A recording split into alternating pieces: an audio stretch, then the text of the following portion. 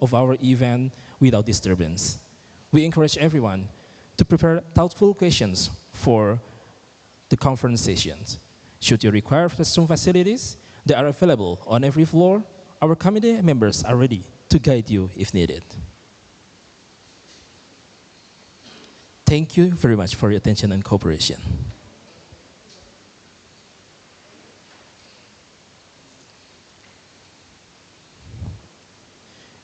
Your Excellencies, the Deputy Foreign Minister of Republik Indonesia, Arif Hafaz Ugrosono, Honorable Dr. Renat Diansari Utami, SPSI, MA, as Director of Directorate of International Office and Partnership, Universitas Islam Indonesia, present on behalf of Rector Universitas Islam Indonesia. Honorable, the Chairperson of the Indonesian Society of International Law Lecturers, Isill, in this occasion will be represented by the Secretary of Isill, Professor Diana Puspitawati, SH, LLM, PhD, from Faculty of Law, Universitas Brawijaya. The Honorable Dean of Faculty of Law, Universitas Islam Indonesia, Professor Dr. Budi Agus Riswandi, SH, MHum, and the Board of Leaderships. Honorable, the Head of Committee, Professor Nandang Sutrisno, SH, LLM, MHum, PhD, from Faculty of Law, Universitas Islam Indonesia. The Honorable Professor I Gusti Ngurah Parikesit Widyateja, SH, MHum, LLM, PhD, from Faculty of Law, Universitas Udayana, Bali, as Speaker. The Honorable Associate Professor Dr. Muhammad Hazmi Muhammad Rusli, from Faculty of Sharia and Undang-Undang, University Science Islam Malaysia, as Speaker. Honorable Nguyen Thi Hong Yen, PhD, Lecturer at Hanoi Law University, as Speaker. Honorable Professor Dr. Andra Sri Wartini, SH, MH, PhD, from Faculty of Law, Universitas Islam Indonesia, as Speaker. The Honorable Nur Gemilang Mahardika, SH, LLM, who is serving as the moderator for today's international conference. And of course, we are also honored by the presence of all fellow academic leaders, lecturers, and also distinguished guests coming from universities all over the world. Bismillahirrahmanirrahim. Assalamualaikum warahmatullahi wabarakatuh. Good morning, and may peace be upon us all. Alhamdulillahi Rabbil Alamin, alhamdulillahilladzi anzala ala abdihi al-kitaba natiqan bil hikmati wa fasl khitab wa wa'ada qari'ahu 'azama as-sawab wa ja'ala man ittaba'ahu salikan tariqa as-sawab. All praise and gratitude be to Allah Subhanahu wa Ta'ala, the most gracious, the most merciful, the one who has blessed us with countless favors, the gift of health, the blessing of knowledge, and the opportunity to gather here today in the spirit of academic pursuit and cross-cultural friendship. It is only by Him that we are able to be here to share insight and to strengthen the bonds between nations through the spirit of learning and collaboration. Peace and salutation, salawat and salam, be upon to our Prophet Muhammad sallallahu alaihi wasallam, who has taught us with kindness, wisdom, and compassion, and His teaching inspire us to seek knowledge and to uphold justice and integrity in every aspect of our lives.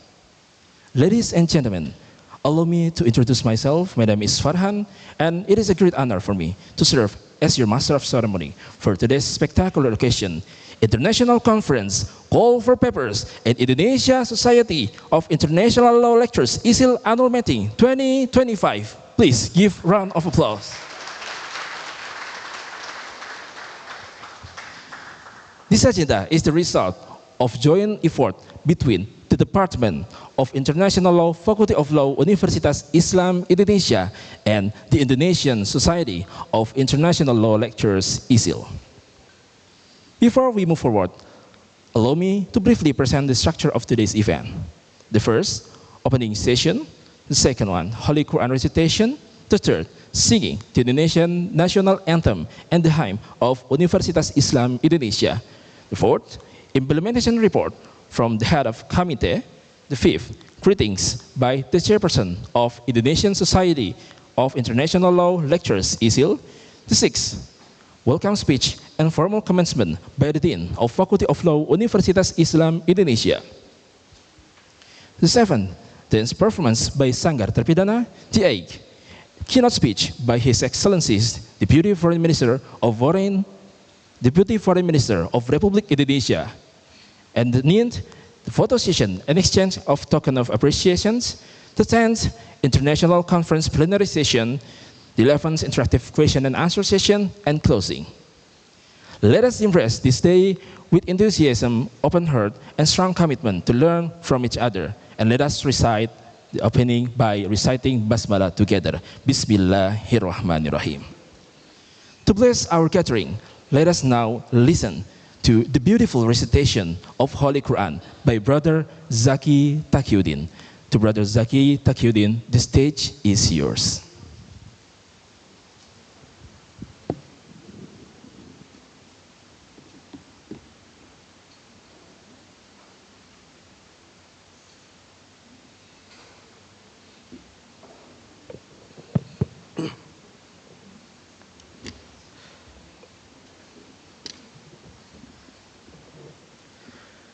Assalamualaikum warahmatullahi wabarakatuh.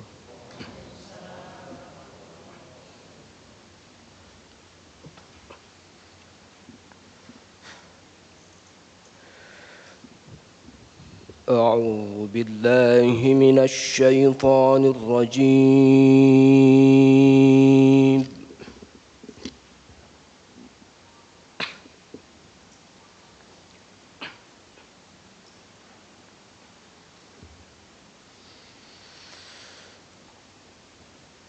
بسم الله الرحمن الرحيم.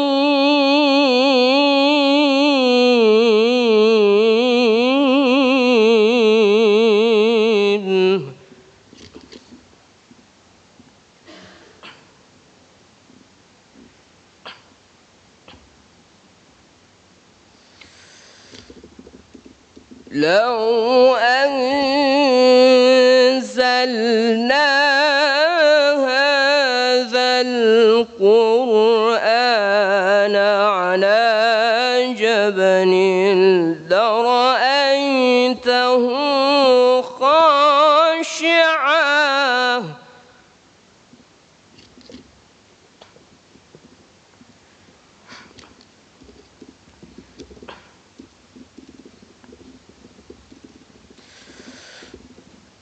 لرأيته خاشعا متصدعا من خشية الله.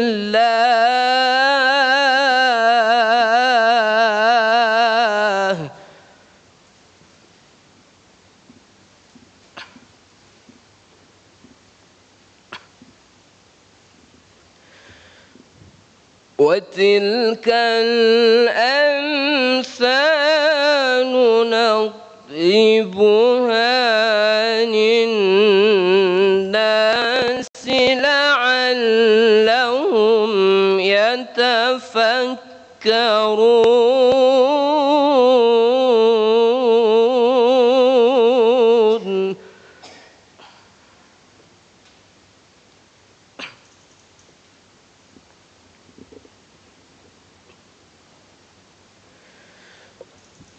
هو الله الذي لا إله إلا هو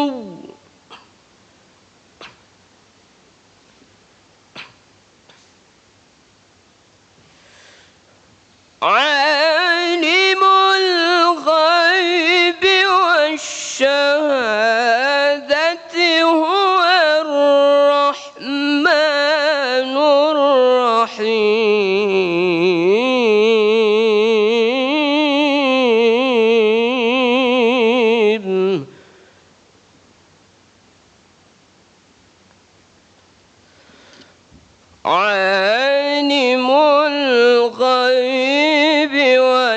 الشهادة هو الرحمن الرحيم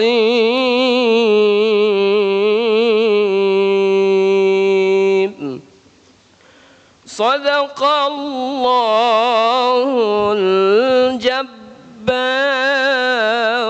العظيم. السلام عليكم ورحمة الله وبركاته.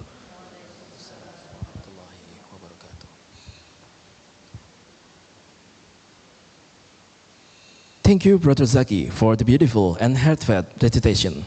May it bring light and guidance to our hearts today. Amin, amin, ya Rabbal Alamin. Ladies and gentlemen, we now invite you all, please stand and sing together the Indonesian National Anthem Indonesia Raya, followed by the hymn of Universitas Islam Indonesia. To all the other audience, please stand up.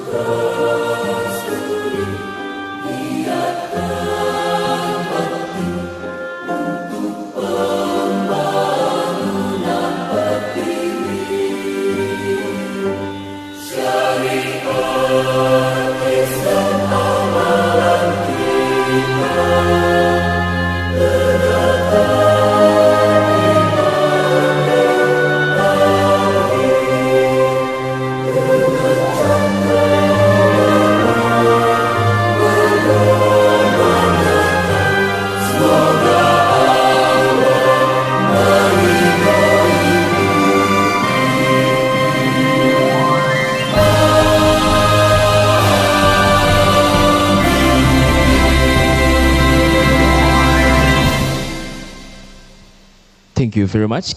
Please kindly be seated.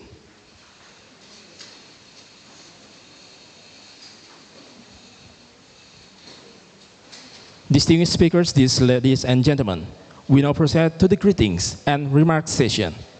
The first, we invite for the head of committee, for implementation report of International Conference Call for Papers in Indonesian Society of International Law Lectures Isill Annual Meeting 2025. In this occasion, will be represented by Associate Professor Dodik Setiawan Nur Herianto, SH, MH, LLM, PhD, as the lecturer in Department of Law and also serve as the head of Undergraduate Study Program in Law, Faculty of Law, Universitas Islam Indonesia. The time is yours.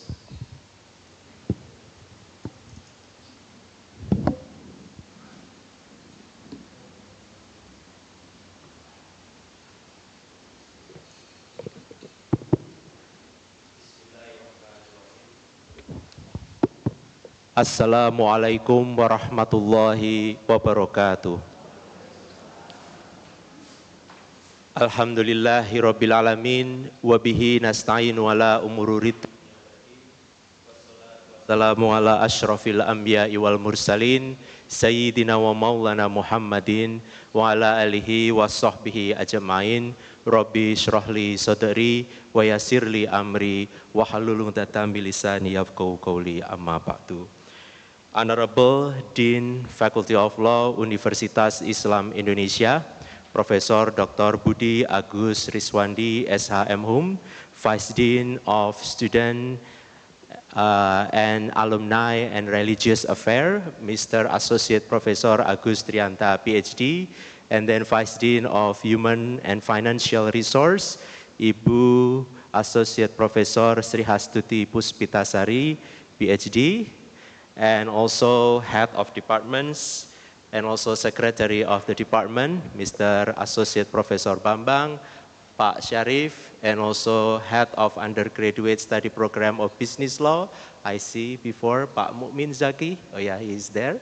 And then also our honorable speakers, Professor I Gusti Ngurah Parikesit Widya Teja, SHM Hum, LLM, PhD. Thank you for coming from Udayana University.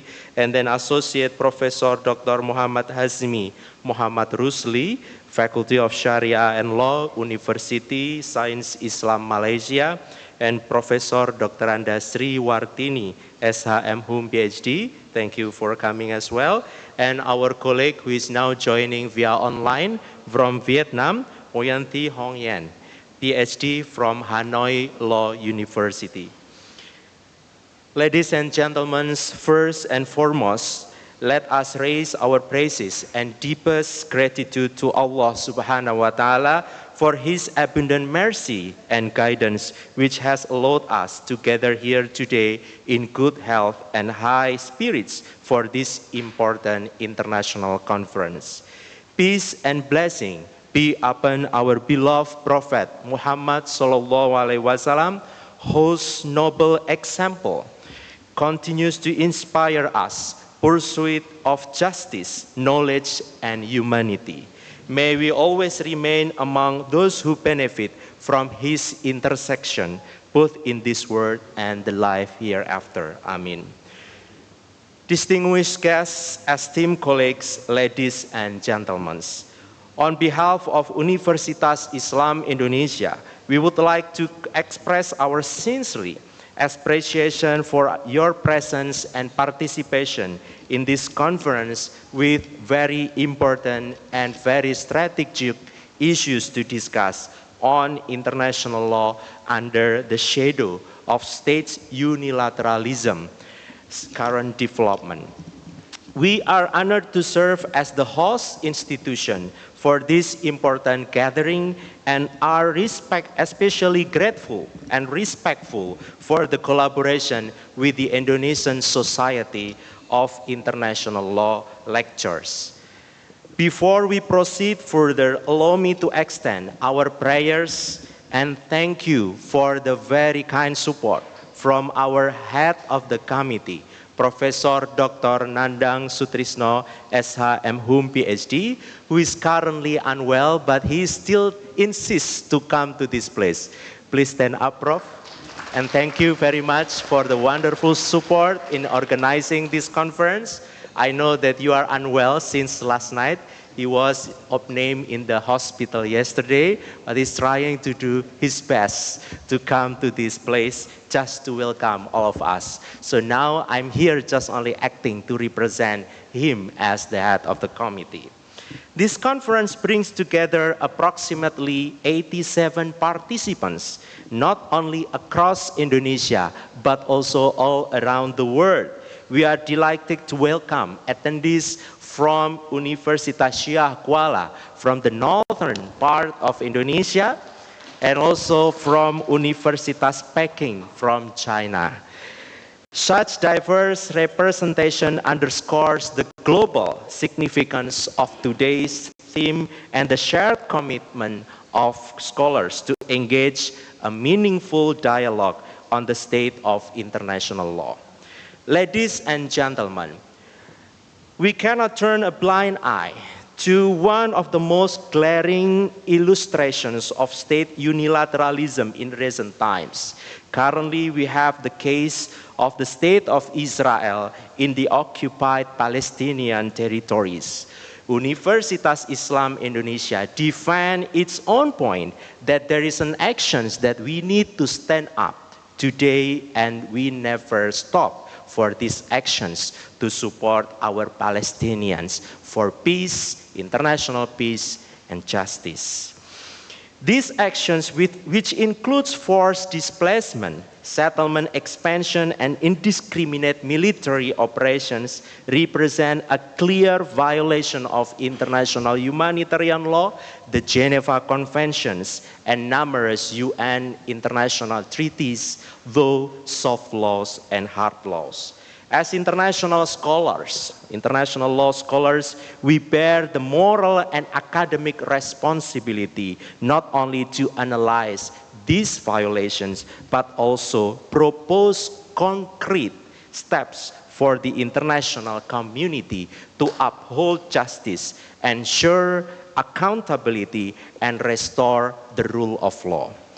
The question we must reflect upon today is, what more can be done when the very foundations of international legal norms are openly defined with impunity?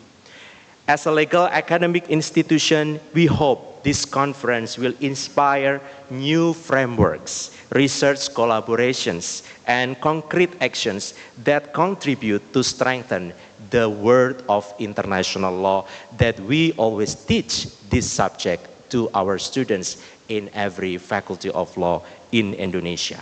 May this conference be fruitful and intellectually enriching for all participants, and may it foster a renewed sense of solidarity among legal scholars from around the world in defending the principle of justice and multilateralism.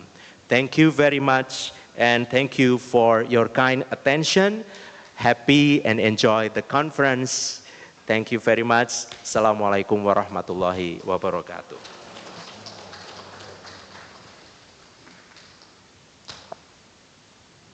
Thank you for the reports from the representative of the committee.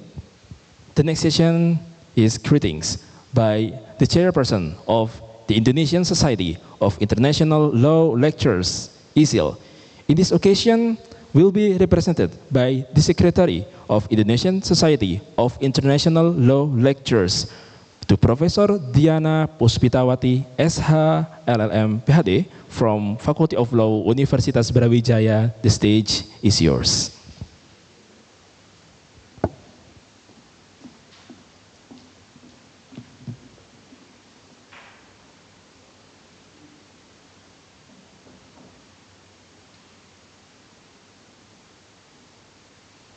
Bismillahirrahmanirrahim. Assalamualaikum warahmatullahi wabarakatuh. Distinguished guests, respected colleagues, ladies and gentlemen. First of all, let us express our gratitude to Allah Subhanahu wa Ta'ala that today we can gather here in a very good condition, in a very sunny day. On the behalf of International Law Lecturer or Isill, allow me to extend our deepest gratitude to the Faculty of Law, Universitas Islam Indonesia, especially deans, vice deans, academics, especially committees to organize this conference. Thank you for the graciously hosting the important event. Our profound appreciation also goes to Excellency Bapak Arif Hafaz Okroseno, the Vice Minister of Foreign Affairs, who will be joining us online today, who honor us as a keynote speaker, as well as to our esteemed plenary speakers, Prof. Hartini, Prof. Ngurah Barikesit, Associate Professor Dr. Hasmi, and Associate Professor Dr. Ngunyen, that will be joining us online today. Our esteem we are very grateful for the speakers for their willingness to share their insight to us today. We equally recognize all presenter and participants who have traveled from near and far, from Aceh and to Bali. So we cover most of Indonesia. Your presence affirmed the vitality of international law and the shared responsibility to nurture it. Your active engagement will make this conference a rich and meaningful dialogue. This year's conference theme is, as mentioned by Pak Dodi, is international law under the shadow of state unilateralism, current development. We know that it reflects both an international challenge and a practical concern. In recent years, we have witnessed a growing assertiveness of unilateral state action in various fields, ranging from maritime claims and trade restriction to security measures and technology governance. This development tests the resilience of international law, raising questions about its authority, adaptability, and legitimacy. We are, as scholars, practitioners, educators, now we gather here not only to observe this shift, but to engage critically with them. This annual flagship conference of Isill has become a cornerstone in advancing the study and practice of international law in Indonesia and beyond. So through the vigorous discussion and through joint publication with leading journals in international law, we seek to contribute to both regional and global scholarship. It is also our commitment to help Isill members in their pursuit to academic excellences, including the important milestone of attaining professorship in their respective field. At the same time, we look forward to broadening our cooperation, and thus we invite other universities to host our next year conferences, thereby expanding the reach and inclusivity of our academic community. With this word, I once again thank you for all of you for your presence here. Thank you for your time. Thank you to spending your valuable time to attend in UII to share your thought with us. May our deliberation over the coming years days be fruitful and inspiring. Once again, thank you so much. Wallahu muwaffiq ila aqwamit thoriq. Wassalamualaikum warahmatullahi wabarakatuh.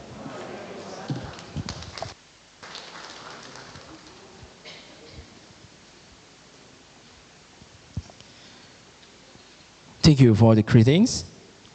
And next, we are honored to invite the Dean of Faculty of Law, Universitas Islam Indonesia, to deliver opening remarks and officially commence the international conference Call for Papers and Isill Annual Meeting 2025 under the theme International Law under the Shadow of States Unilateralism, Current Developments. To Professor Budi Agus Riswandi, the time is yours.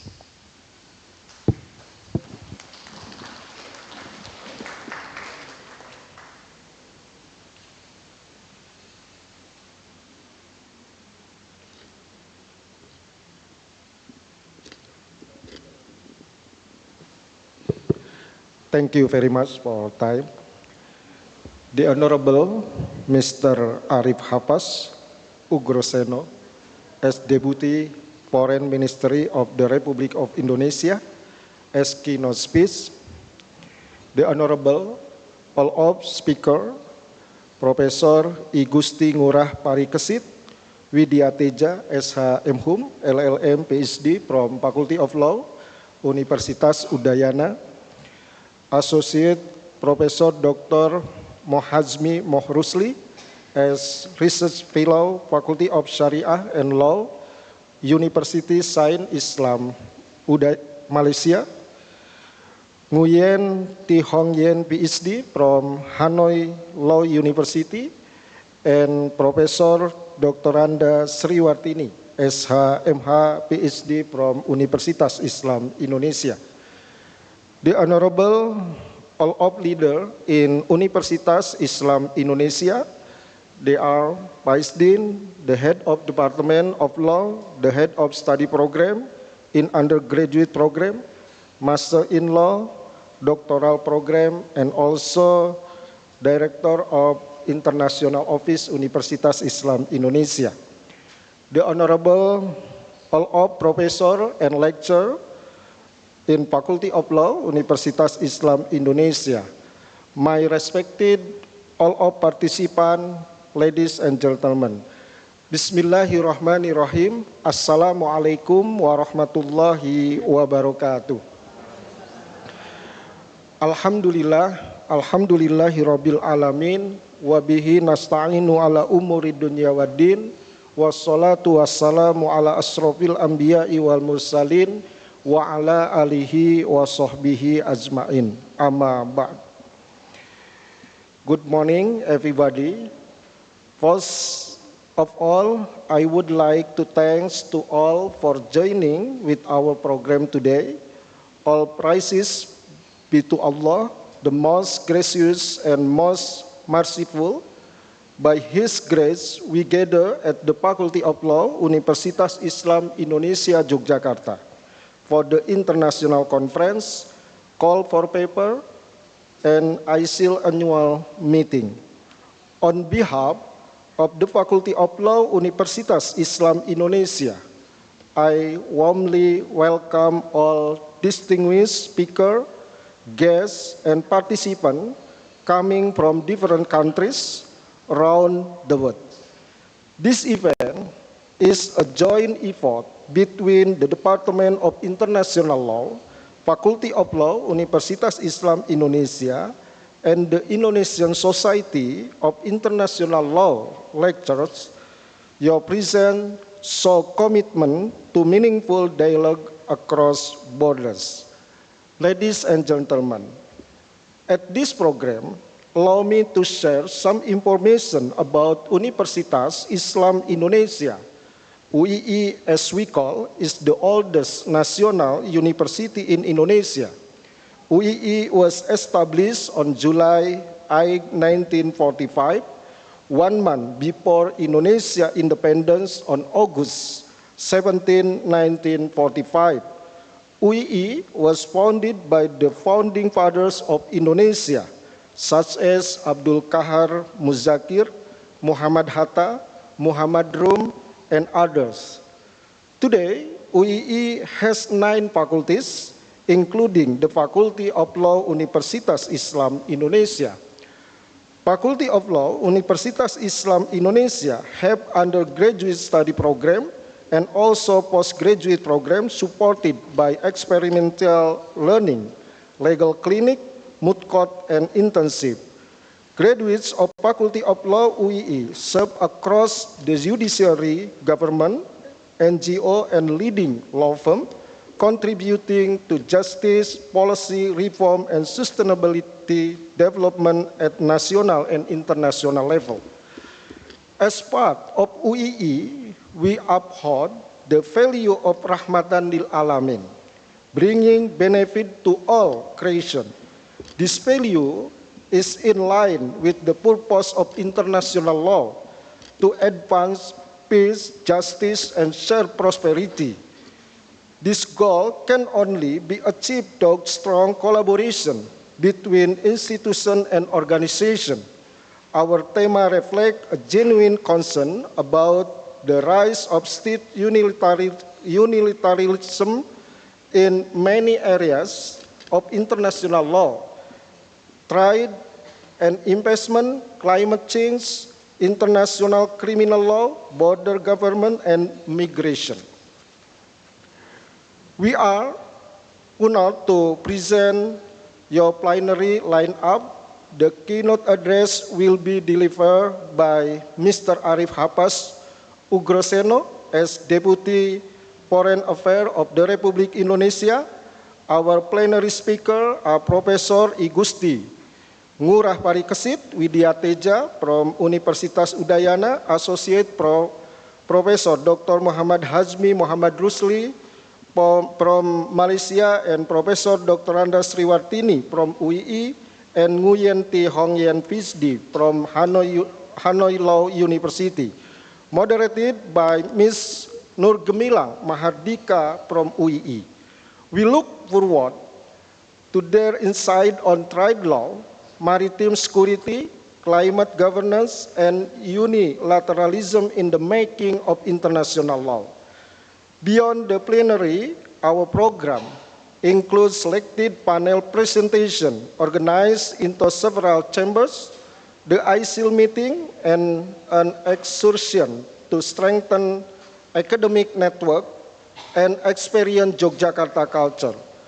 To our paper presenters, we hope you work enriches the research landscape and can be published in our journal or proceeding. To non-presenting participants, your active question and constructive comment are highly valued. The committee has also prepared an awarding night with special recognition and meaningful prize for the best presenter from each chamber. We hope the supportive academic atmosphere, the committee hospitality, and the warmth of Yogyakarta make your time here truly enjoyable. Finally, I express my sincere thanks to the organized committee, our partner, and our colleague at Isill for their dedication and team. May Allah bless our effort, guide our discussion toward clear and useful idea, and lead us to practical and implementable recommendation. That's all. Thank you very much. Wassalamualaikum warahmatullahi wabarakatuh. Please give round of applause. Thank you for the Dean of Faculty of Law, Universitas Islam Indonesia, for the opening remarks. And now, ladies and gentlemen, before we go to keynote speech session, we have the special cultural performance served by our study club from students of Faculty of Law, Universitas Islam Indonesia. They will perform Tari Medley Nusantara performance presented by Sanggar Terpidana Club. For the committee, the time is yours. Please give a round of applause.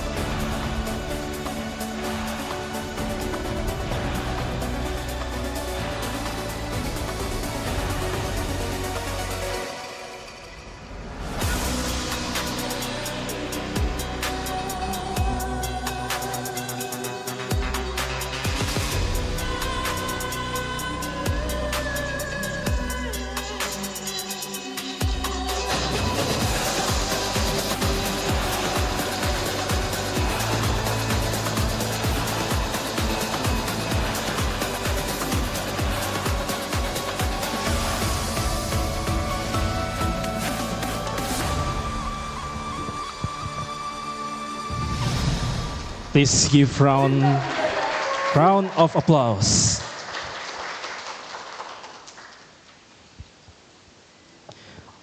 Thank you for the spectacular and stunning performance. In addition, besides studying law, the student also strive to introduce Indonesian culture to the global stage, aiming to showcase the richness and diversity of Indonesia's cultural heritage to international community.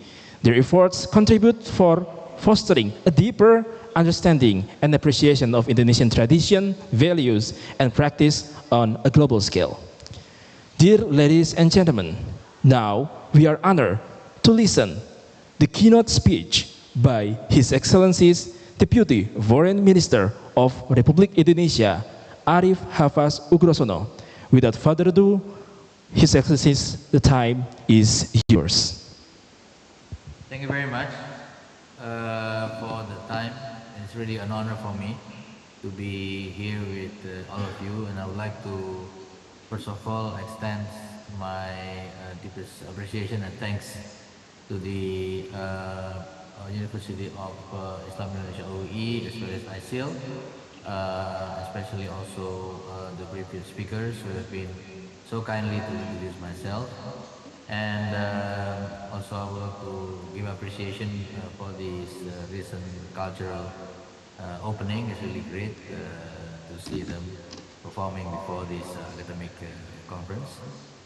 And today I would like to touch upon the issue of the role of Indonesia, or what is for Indonesia in terms of the current geopolitical thinking, whereby international law is somewhat under situation of unilateralism. I would like to first of all touch the very common perceptions in the public, domestic and international, that international does not work. I think I hear that in many different occasions. I hear that in many different discussions, and we would like to, I would like to address this particular situation by saying that it is true that some element of international law is not functioning as we would like to, but in general, international law is actually functioning very well. I'll give you an example. The flights that many of you are taking from wherever you are to Yogyakarta uses the international law, the ICAO, the laws and regulations, the treaties that are being discussed and are being decided in the International Civil Aviation Organization. So it actually works. All the goods that many countries export and import through the vessels, through the ships, they are actually, of course, as we all know, regulated by the rules and procedures, the treaties, and many other legal elements of the International Maritime Organization. Even in the context of the emission of the vessels, for instance, there are a number of environmental considerations that vessels today need to create a way in which the vessels are not emitting pollutions in such a bad way. Let me talk also about the packages. You know, if you send packages, that's under international law as well abroad. The use of mobile phone, that is under the law of the International Telecommunication Union. The law, the property rights, for instance, it's there. It's something that you know every day, you apply it every day. As a matter of fact, today you are going to bring in papers from different parts of the world, and it means that those papers will have copyrights, which are protected by international law as well as domestic law. So I would say that yes, there are elements of international law that don't work. For instance, the peacemaking, the mandate that is being given to the Permanent Security Council, member of Permanent Security Council. But in general, I would say our life in general has been basically regulated by international law in quite a efficient way. Now, let me touch on the issue where international law does not work and how we can address that. In the economic issue, of course, you see there's a tariff being executed by the United States unilaterally outside WTO frameworks.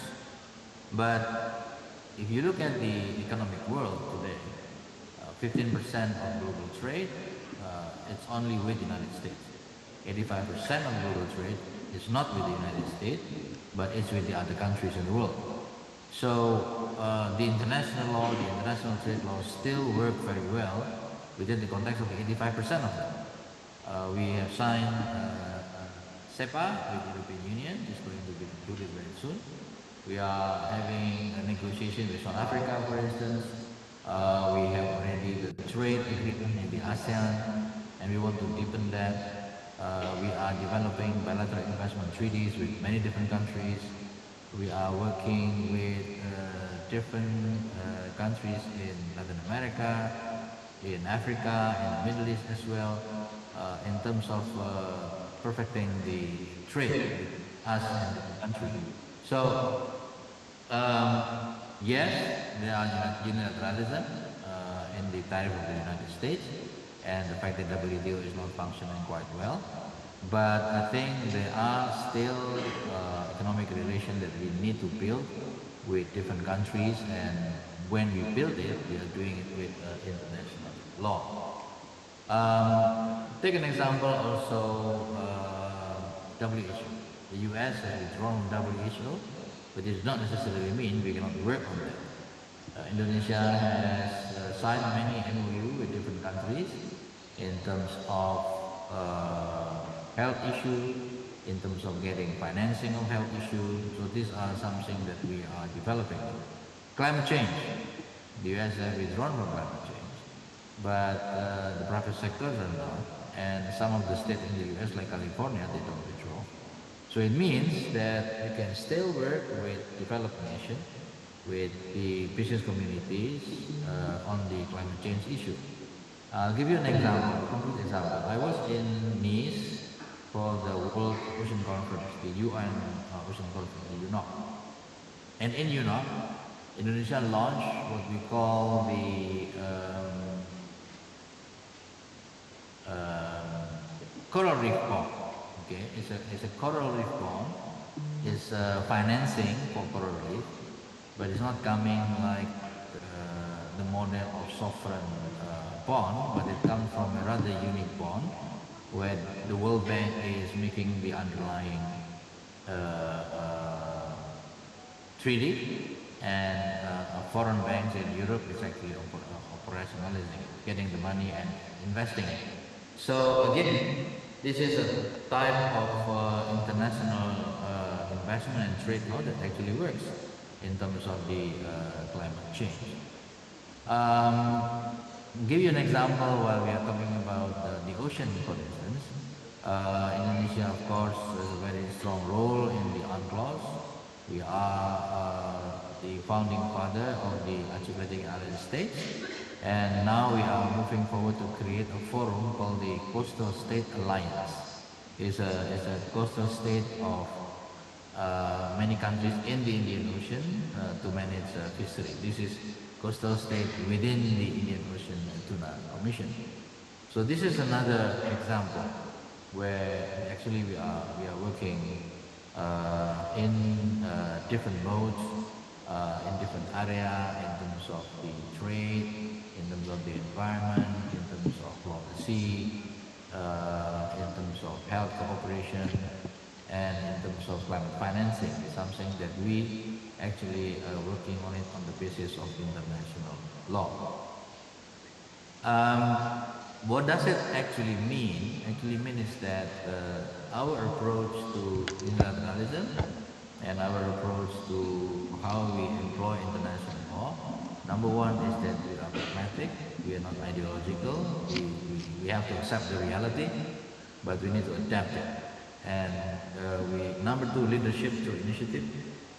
We are very proactive, we are not reactive. For instance, in terms of critical mineral, in terms of resources, Indonesia actually created a fund for critical raw mineral producing countries. And also when we are looking at the relationship with different countries, we are trying to de-risk, we are trying to create more partnerships with different parts of the world. We are part of BRICS, but we are also part of the OECD. So these are all a way, to organize ourselves in terms of being pragmatic, not ideological, creating leadership, and of course we maintain our sovereignty with responsibility. Now, how to move forward? I think it's a very good way of discussions in UEE, in Jogja today, and Isill. We to try to find agenda setting issue. Fisheries, for instance, fair trade, Indo-Pacific cooperation, coalition building, amplifying global South voices in terms of international law. I think I want to recall this ALCO, the Asia-Africa Legal Committee Organization, which is part of the human movement, where major international law, including law of the sea, was recently created by ALCO.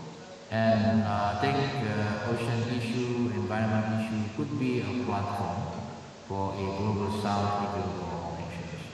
And of course, we need to continue rule making and rule shaping in terms of how we create law, in terms of how we establish dispute settlement, and how we create regional law within our own region. So if you are in Southeast Asia, then I think it's very interesting to keep making a regulation at Southeast Asian level.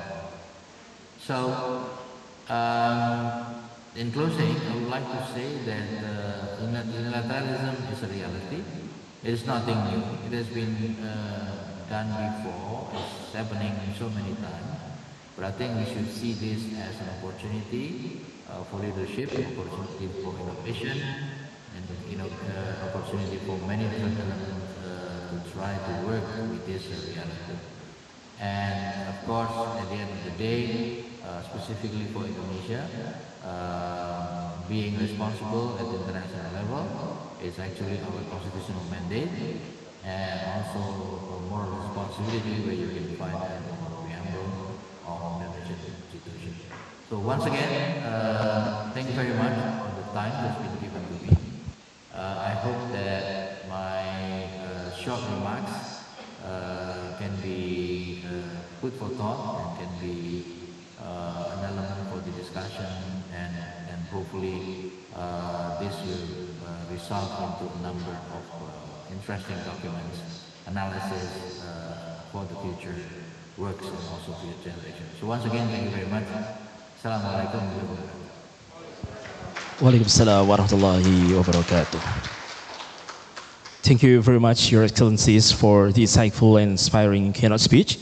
Your words have certainly enriched our understanding and have provided valuable perspectives. We truly appreciate the time and effort you have taken to be with us today. Now, let us take a moment to watch the company profile video of Faculty of Law, Universitas Islam Indonesia. For the IT committee, the time is yours.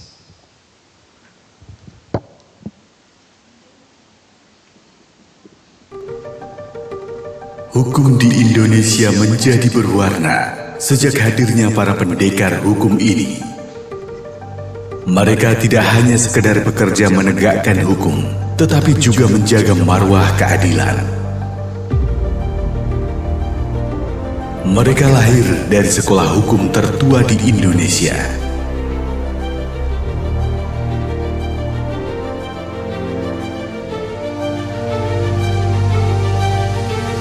Fakultas Hukum Universitas Islam Indonesia pertama kali dibuka pada masa transisi ketika terjadi perubahan nama dari Sekolah Tinggi Islam yang berdiri sejak 8 Juli 1945 hingga menjadi nama yang kini dikenal oleh masyarakat, yaitu Universitas Islam Indonesia.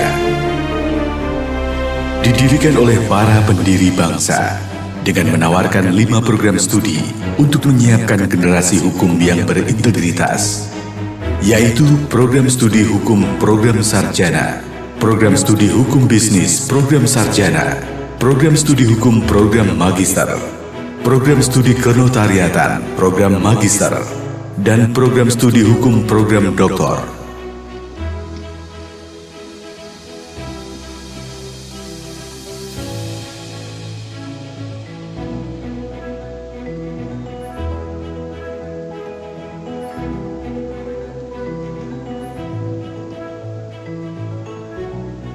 Nuansa pendidikan tidak hanya menekan kepada aspek keilmuan teoritis, namun kemampuan praktis dalam bidang hukum.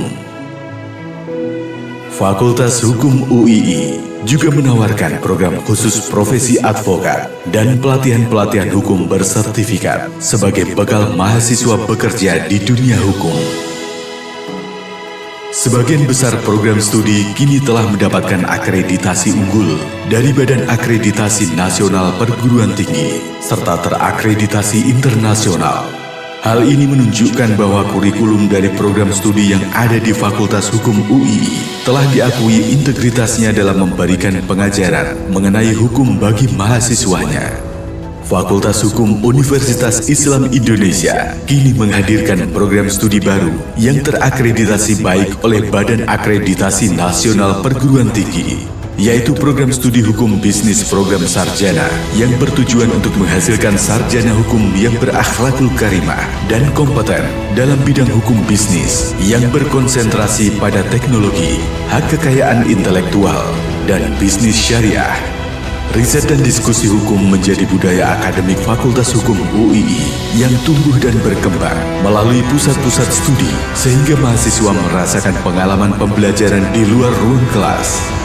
Langkah demi langkah terus ditempuh hingga akhirnya dapat memberikan prestasi-prestasi yang gemilang. Prestasi-prestasi yang telah diperoleh Fakultas Hukum Universitas Islam Indonesia. Mahasiswa berkesempatan untuk mendapatkan pengalaman belajar di kampus-kampus mitra Fakultas Hukum UII, baik di dalam negeri maupun di luar negeri, dari Asia Tenggara hingga benua Eropa.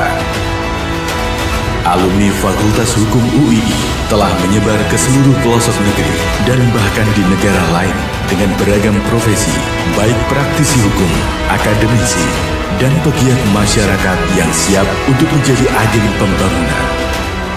Siapkah saudara menjadi pendekar hukum berikutnya?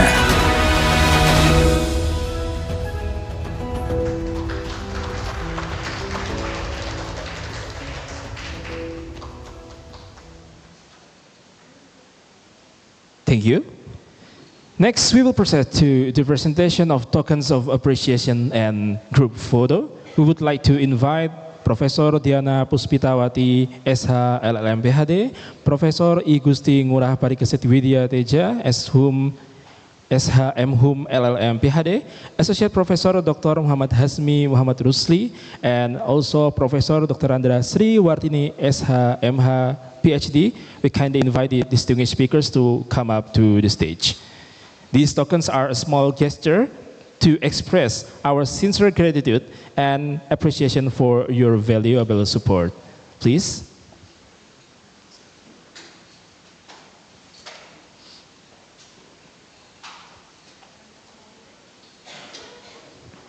The tokens will be presented by the Dean of Faculty of Law, Universitas Islam Indonesia. For the IT staff and the committee, the time is yours. And for Professor Nandang, we invite you to kindly come up to the stage to give the token of appreciation. Thank you, Professor.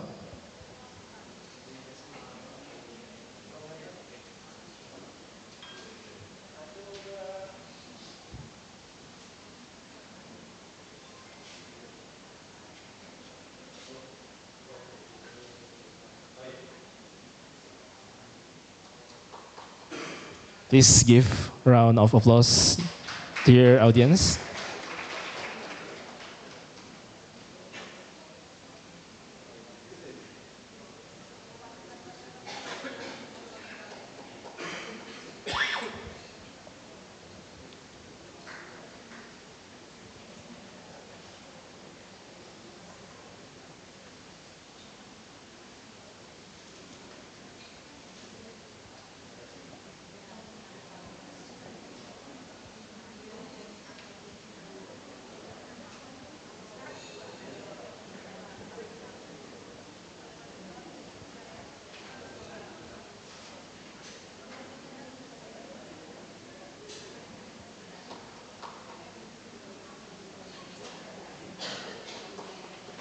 Please give a round of applause again. Yeah, thank you. And the last one.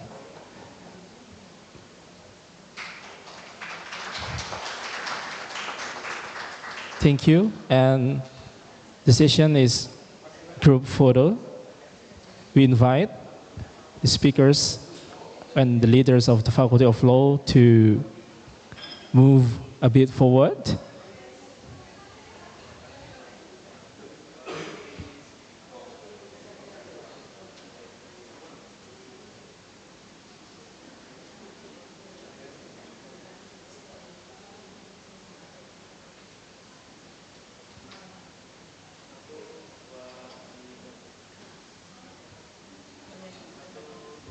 Big smile.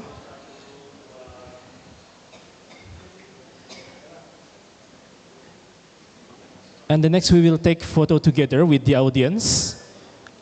Okay, please for the committee to manage the photo together with the audience. Yeah. For all the audience, you may still on your position.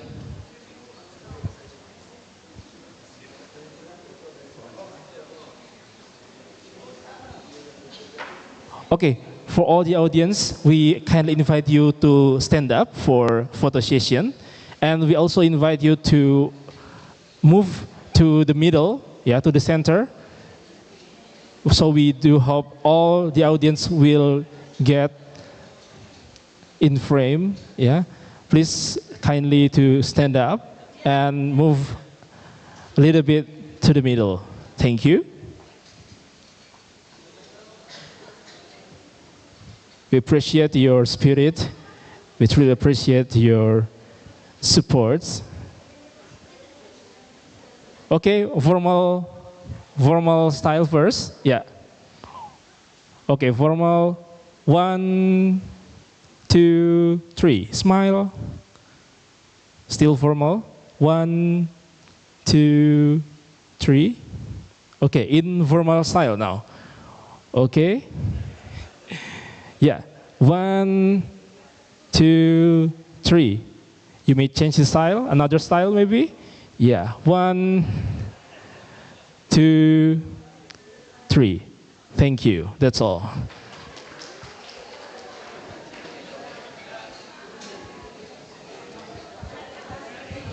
The audience, you may kindly be seated.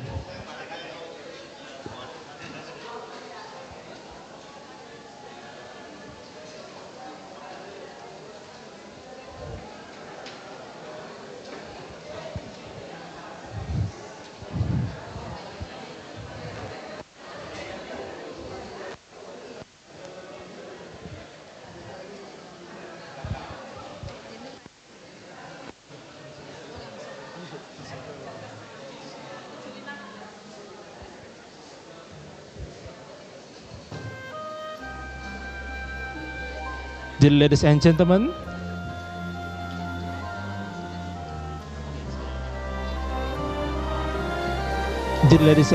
after this we will hold the international conference, but we also have the snacks and also the coffee. So if you want to take the coffee to bring it to inside the auditorium, you may bring it now, because after 1 minute, we will start the international conference soon. Thank you. And we do hope all the audience to get out from this room, because we will start the conference after seconds. Thank you.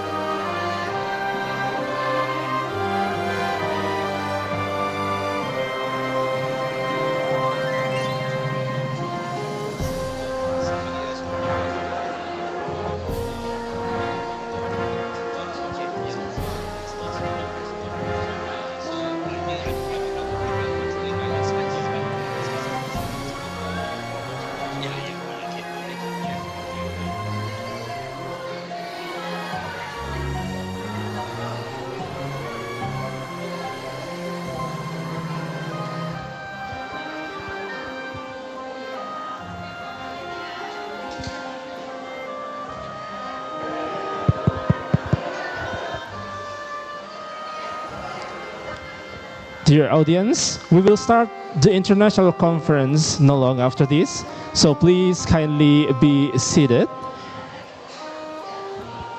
We will start the main agenda for now.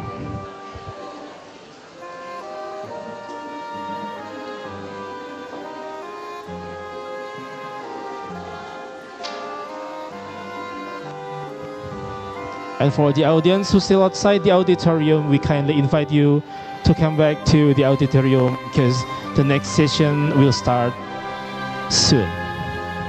Thank you.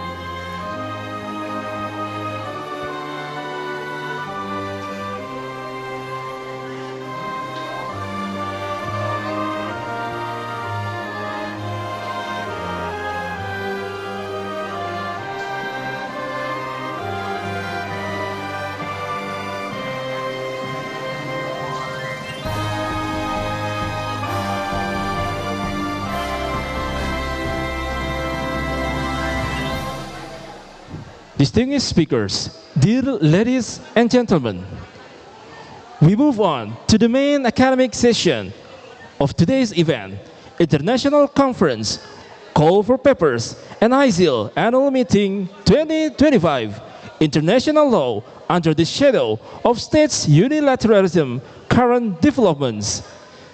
This exciting session will be guided by a remarkable moderator, Nur Gemilang Mahardika, SH LLM. She is currently preserved as junior lecturer at the Department of International Law, Faculty of Law, Universitas Islam Indonesia. She is the founder and director of Juanda Center for Maritime and Air Law Studies, bachelor's degree from International Program, Faculty of Law, Universitas Islam Indonesia, and master degree in International Economic Law from University of Melbourne, Australia. Who will lead our discussions with distinguished speakers? The first speakers, Professor I Gusti Ngurah Parikesit Widya Teja, SH MHum LLM PhD from Universitas Udayana, will present Trump Unilateral Tariff Policy Obliterating International Trade Law. The second speaker, Associate Professor Dr. Muhammad Hasmi Muhammad Rusli, Research Fellow, Faculty of Sharia and Law, University Science Islam Malaysia, will present Unilateral Interpretation of Maritime Security Exceptions, Safeguarding Sovereignty or Undermining Legal Certainty. The third speaker, Professor Dr. Andra Sri Wartini, SH MHum PhD, from Faculty of Law, Universitas Islam Indonesia, will present Climate Change and States Unilateralism, a critical legal analysis. The fourth speaker, Nguyen Thi Hong Yen, PhD, from Hanoi Law University, will present Unfriendly States Unilateralism in the Development of International Law. Without further delay, we hand over this session to our esteemed moderator, Nur Gemilang Mahardika, SH LLM. The floor is all yours.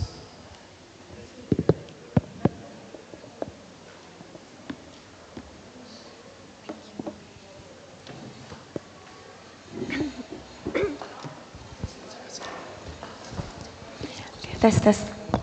Bismillahirrahmanirrahim. Assalamualaikum warahmatullahi wabarakatuh. Ladies and gentlemen, Bapak Ibu yang kami hormati, our distinguished speakers, our beloved guests, our beloved participants. Since the early days of its formation, the very notion of international law was founded on the bedrock of collective understanding.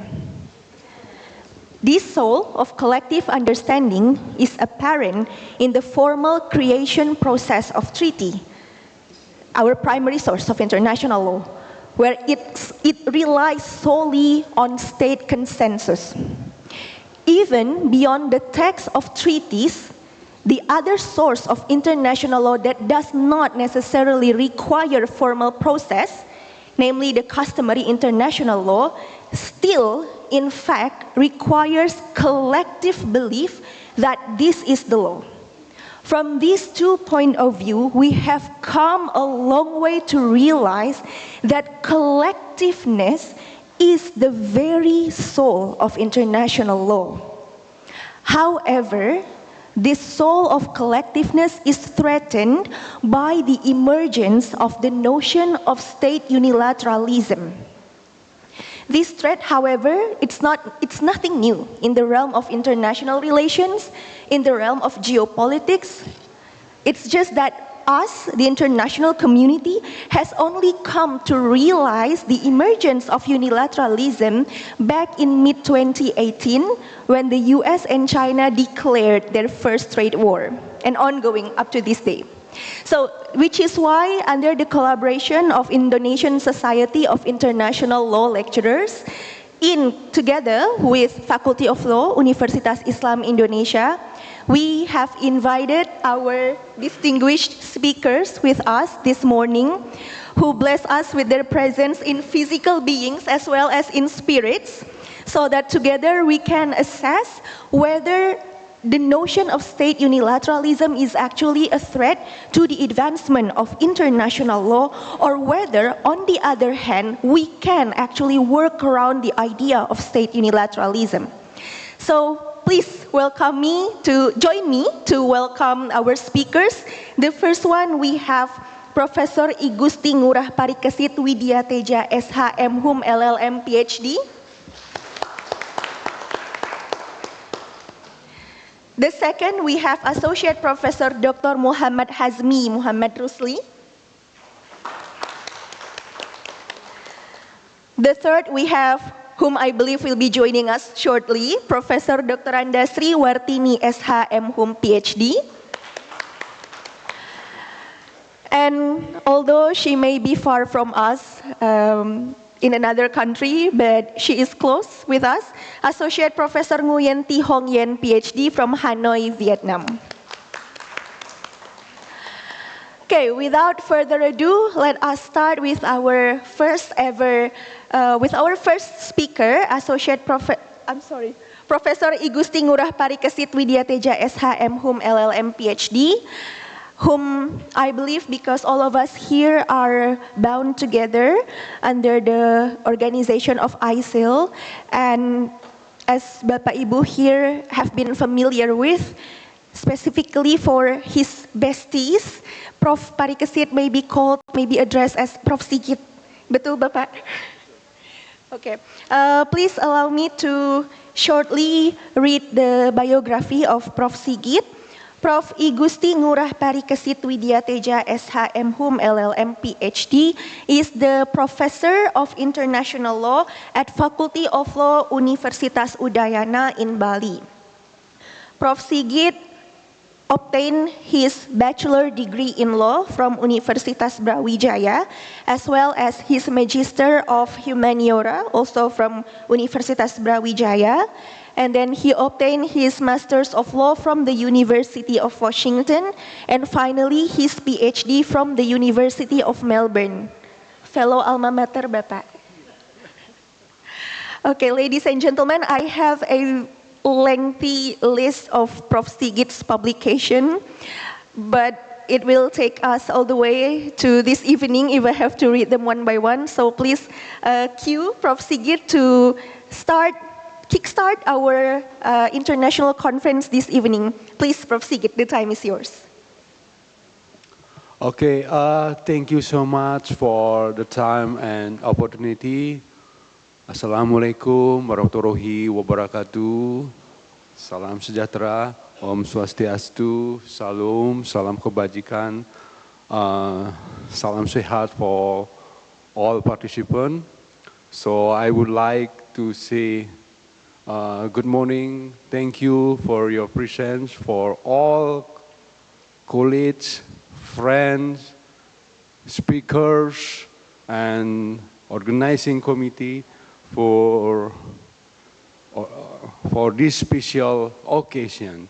So in this, definitely it is my honor, my privilege to be here in the beautiful city of Yogyakarta, in the beautiful and elegant campus of Faculty of Law, University Islam Indonesia, in the international conference, call for paper, and Isill annual meeting on the international law under the shadow of state unilateralism, current development. So I'd like to guide you through a journey. The first is to show you about the historical root of U.S. Unilateral trade policy, and then examine the current measure adopted by the U.S. government. Then identify and analyze the legal and systemic impact of international trade law, and try to consider Indonesia strategic option, especially not just a member of multilateral system, but also a new participant of alliances like BRICS. So, international trade, as many of you know, rests on three philosophical pillars.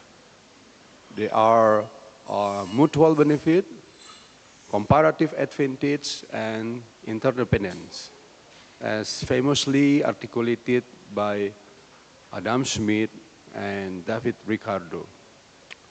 In the wake of World War II, these ideals were institutionalized through the existence of General Agreement Tariff on Trade and later WTO. The goal was clear: to promote rule-based system, non-discriminatory measures, and predictable global commerce. One of the key framework under this kind of agreement, following Article 26, Vienna Convention of Law of Treaty, is about a good faith. State must respect their commitment, not just in form, but also in spirit, because this is what transforms treaties from just being a piece of paper into a living compact that structure a corporation. So we can imagine a rule without a good faith become or will be so many loophole, and agreement can devolve into instrument, just instrument of convenience. And in 2025, yeah, we see the drastic departure from this norm, where the President of United States, Donald Trump, extended certain tariff policy and imposed so-called reciprocal duties on key trading partner, including Indonesia, 32% at the first, although it's getting decreased up to 90%. And the US always say that this is fairness, although the reality is different. Yeah. This is actually, I will show you later in this presentation how they can break is not just agreement establishing of WTO, but also UN Charter, Vienna Convention, Law of Treaties, and other related treaties. And this, we raise a question about the future of international trade law and how we respond, how we have to have like a strategic realignment in response to the Trump's unilateral tariff policy. So, as also mentioned by the Honorable Deputy Foreign Minister, to understand what is really happening in 2025, we have to place it in context to understand that this is not the first time US trade policy has chosen unilateralism over cooperation. In 1940 something, for example, when US had to design International Trade Organization, but the Congress refused to ratify it, and leaving only the weaker gut in place. This also happened in 1970 something. This is the first time when the US government introduced the Section 301, enabled them to unilaterally retaliate what was considered as unfair foreign practices. And this happened in around 1978 when Section 301 was imposed to the European Community pasta subsidy.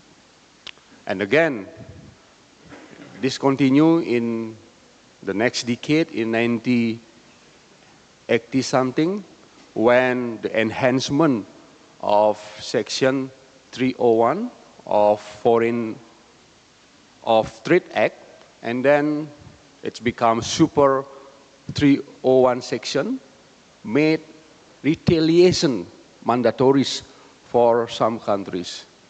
This was imposed, for example, in 1989 when the US imposed retaliation against Japanese telecommunication and construction product. And this also continued in 90-something. Although in this decade, in this era, the WTO dispute settlement system was born, but US kept unilateral tool in its domestic legislation. In 1995, for example, under Clinton administration, the US imposed 100% tariff over Japanese luxury car.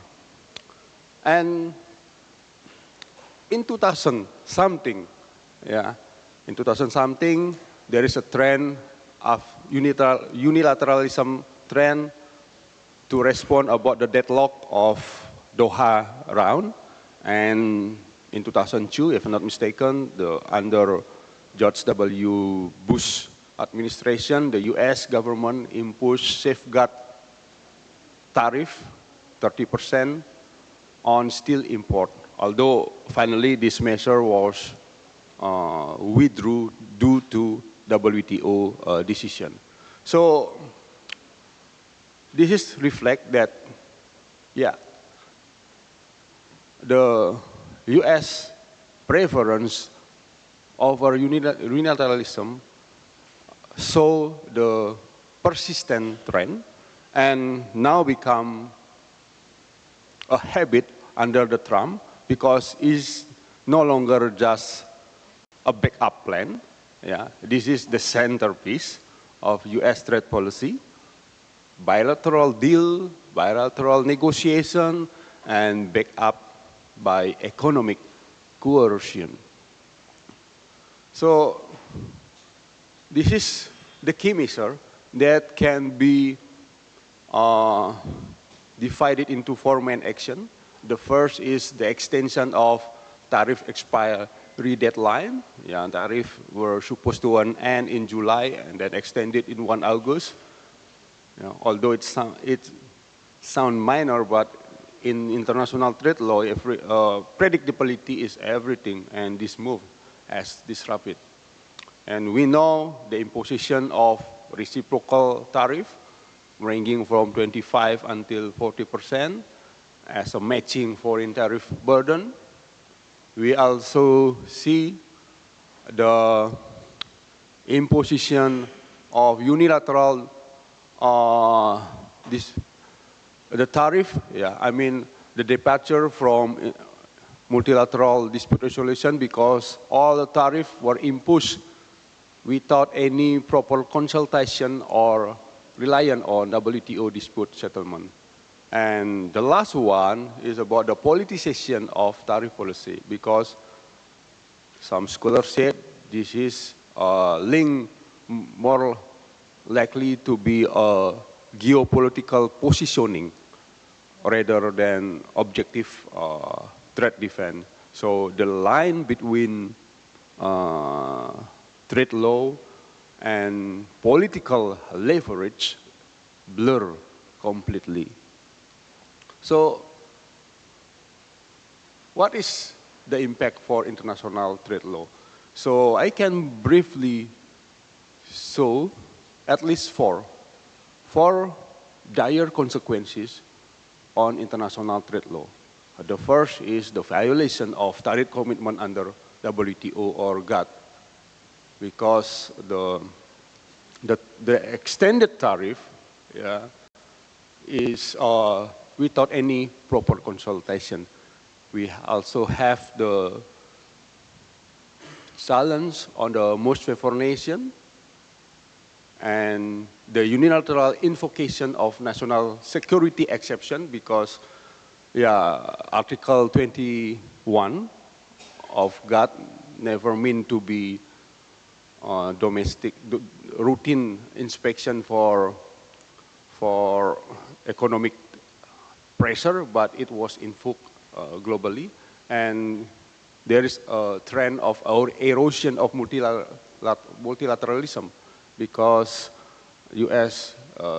prefer to conduct bilateral deal, bilateral transactional, yeah, over multilateralism. So, what Indonesia strategy? So this is the last two of my slide. So again, we have to keep using multilateral legal action through the WTO, initiate or join WTO dispute, challenging the US tariff, and we have to collaborate with other countries like Japan, Korea, and Malaysia. We still have to use a formal procedure under WTO.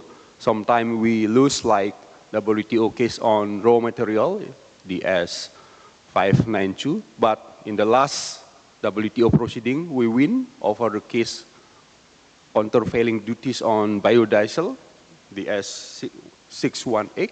So it's reflect we still have to use the WTO, and we have to also propose the reform of appellate body under WTO. The second one is, this is a regional coordination through ASEAN, and RCIP need to be enhanced. And one of the good example is when we have agreement on tariff reduction, enabling textile, electronic product to export in Japan and Korea. The third and the new strategy is diversification through bridge. We will deepen bridge trade integration by accelerating negotiation on tariff reduction and mutual market access within the bloc. We also have to expand currency swap arrangement and non-dollar trade settlement within bridge to reduce vulnerability of US-linked financial and trade sanctions. So there is a good example when I think China and Russia trade oil with rupee and rubles, or Brazil and China settling trade not using US dollar. So this is also a strategy for Indonesia, especially if we have coal, if we have like electronic as our comparative advantage. We have to trade with rupiah maybe or other equivalent currency. The last one is we have also to initiate domestic legal and policy measures. Trade remedy law we have to use. We have experience impose safeguard tariff on, I think safeguard tariff in textile product to protect domestic industry. We also have a program Indonesian 4.0 to modernize industrial, especially in the food processing and electronic product. So it will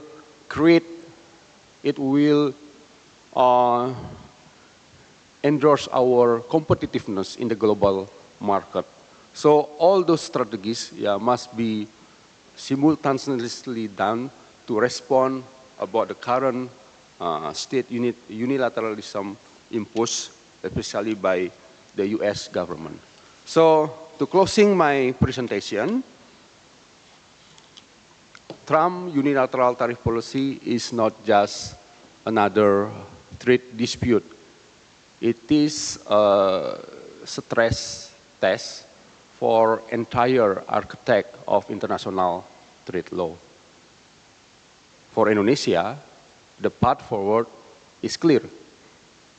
Defend our legal right, diversify our legal partnership, adapt strategically while remaining supporter of principle comprehensive, predictive, and integrative trade rule.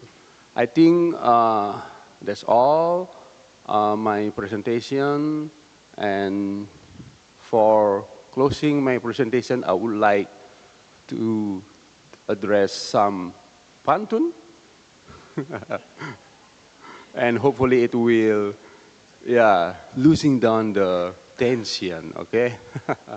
So, watching Justin Hubner playing along Ivar Jenner, flying from city of Manchester to the city of Vancouver. Please always remember and never be surrender. If we stick together, Indonesia will fly better.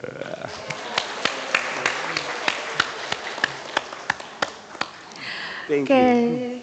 Thank you, Prof. Sigit, for not only the enlightening presentation, but also the unexpected pantun. Okay, ladies and gentlemen, if I may highlight key takes that we can conclude from Prof. Sigit's presentation is that beyond the obvious that Trump's unilateral trade policy deviates from the long-standing notions of mutual understanding, of comparative advantages, of interdependentness, the one thing that we can pursue in this whole scheme, in this whole scenario is quoting Prof. Sigit, strategic realignment. And one of the ways to conduct this strategic realignment, we could actually do strategic diversification. One of the ways is through BRICS. And present among us here, our very own lecturer, straight originally no KW from the US, Bapak Christopher Kaysen, I'm pretty sure he has a lot to say regarding his government. So let's keep your questions as we will move forward to our second presentation of the day. Associate Professor Dr. Muhammad Hazmi bin Muhammad Rusli. Associate Professor Hazmi is the lecturer, university lecturer at University Sains Islam Malaysia in Bandar Baru in Negeri Sembilan.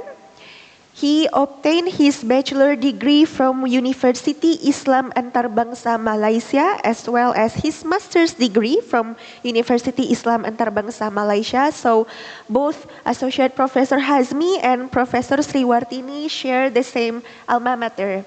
Yeah, we have a very systematic division of alma mater here. 2 here from the UNIMELB and 2 over there from the IIUM. Okay, without further ado, let us welcome the presentation from Associate Professor Dr. Muhammad Hazmi bin Muhammad Rusli.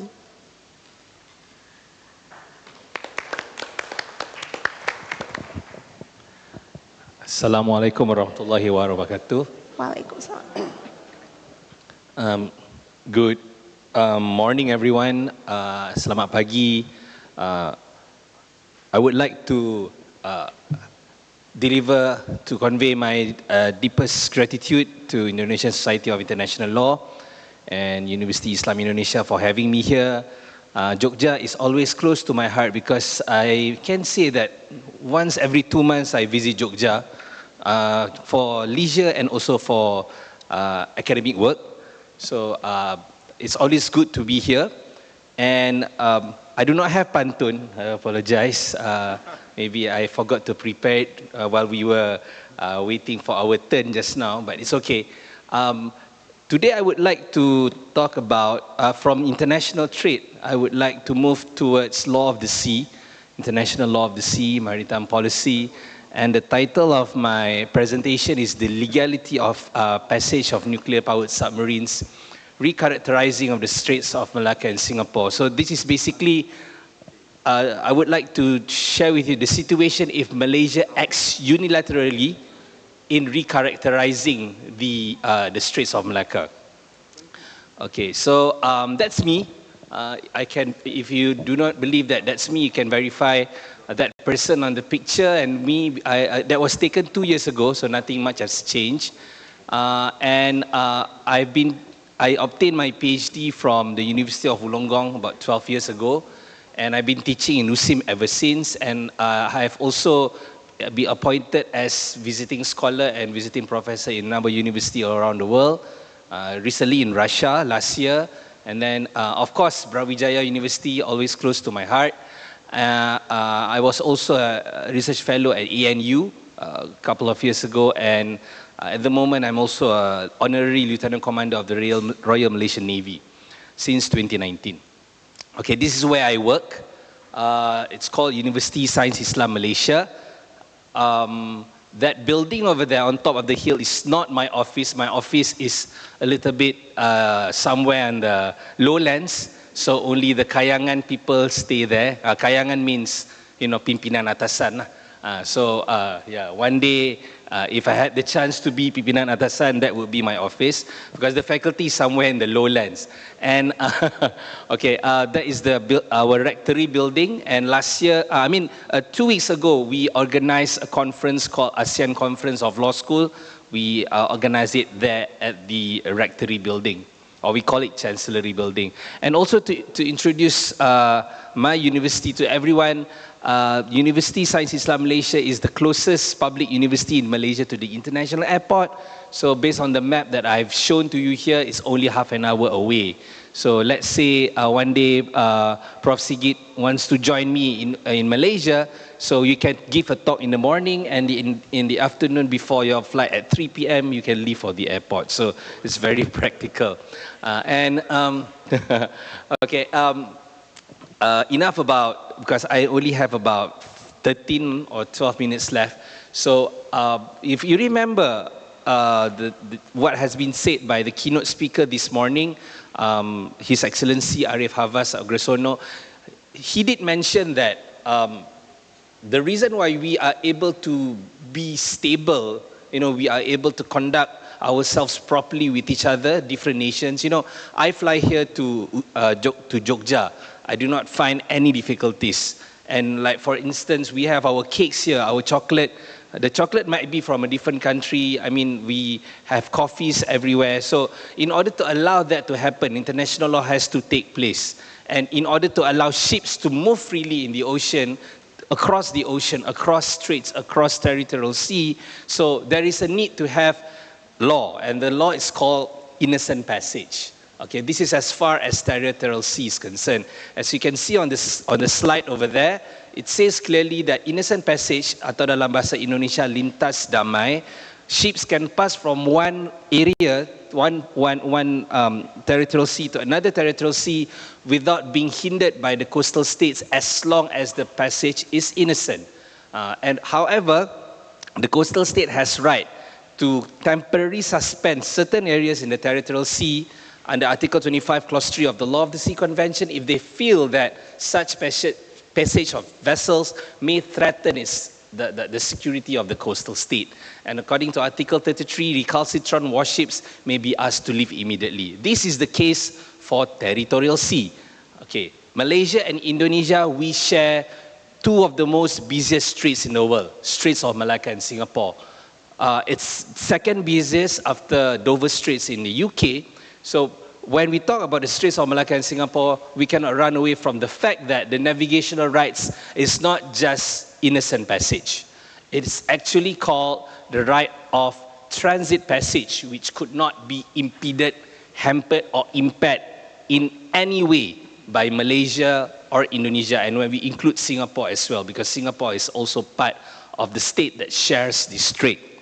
So in comparison, innocent passage can be temporarily suspended, but transit passage could not. Transit passage only applies in straits used for international navigation.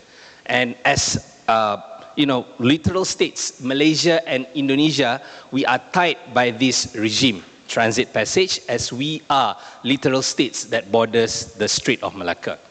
Okay, and as you can see on the list, this is actually quite outdated.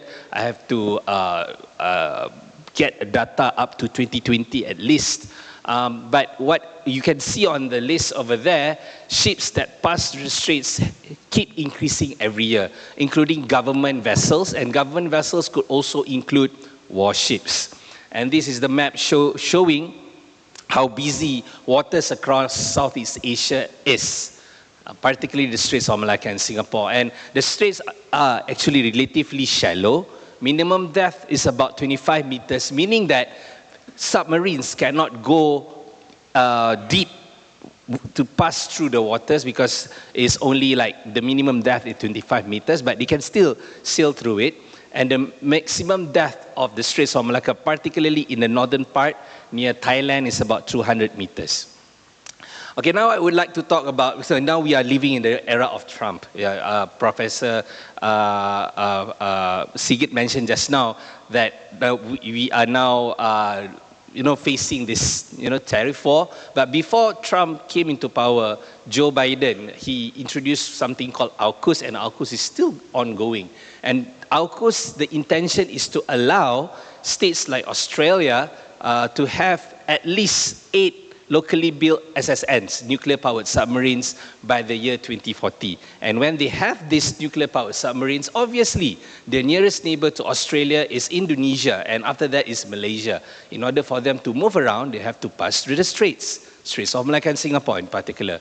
So this is example of nuclear-powered subs. And around the world, strong nations like China, Russia, United States, they have fleets of nuclear-powered submarines that roam all over the world, all across the oceans.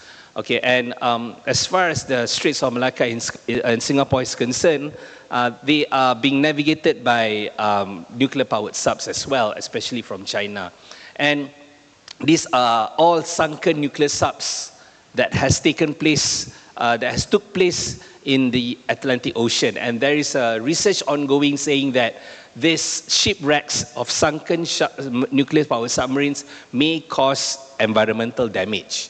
Okay, and to make things worse, I already mentioned this just now, radioactive waste are more hazardous than other waste as these discharges or emit dangerous radiations. I'm no scientist, but what I read from here, I understand that this is not good for the marine environment.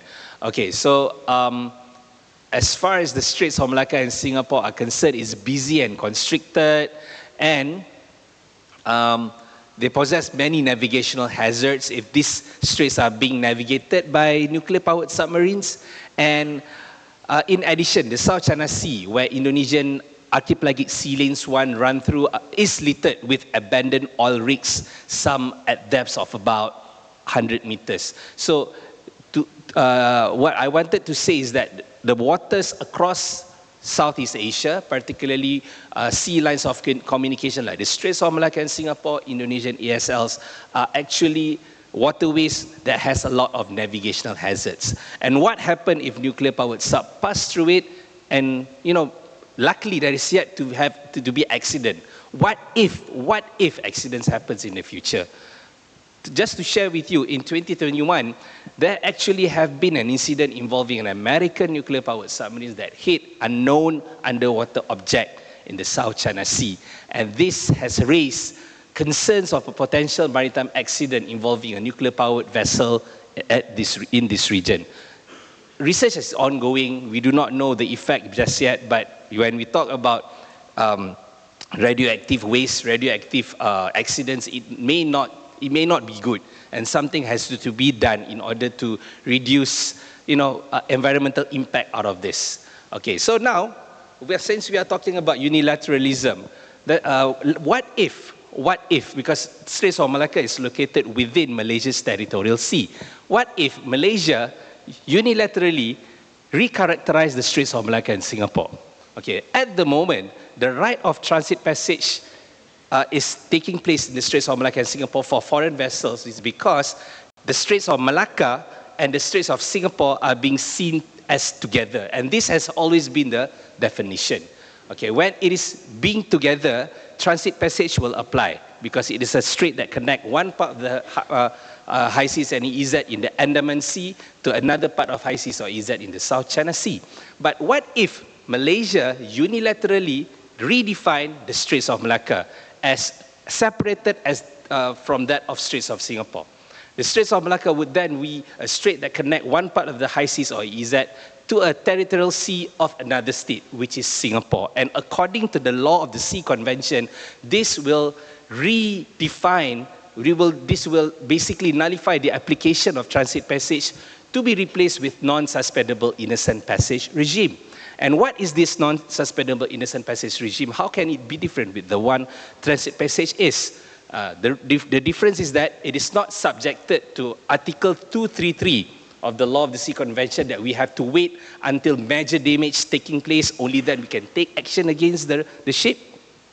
And the right of non-suspendable innocent passage is also subjected to Article 30 of the Law of the Sea Convention.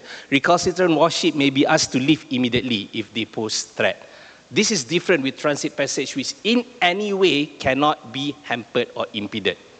Okay, this is the definition. This is the unilateral, the government of Malaysia have never planned this. This is just my own crazy idea when I was doing my research. Part of unilateralism. Malaysian government has no intention to do this. But if they do this, this would happen. So in a way, it will strengthen our, enforcement measures to take action against nuclear powered subs, for instance. Okay, so nevertheless, when Malaysia does this, this would obviously cause repercussion, especially among maritime states all over the world.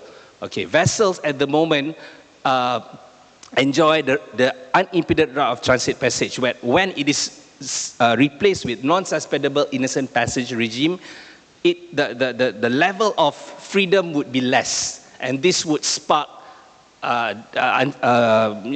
many countries who are dissatisfied with it, like United States, Singapore, for instance, when Torres Strait was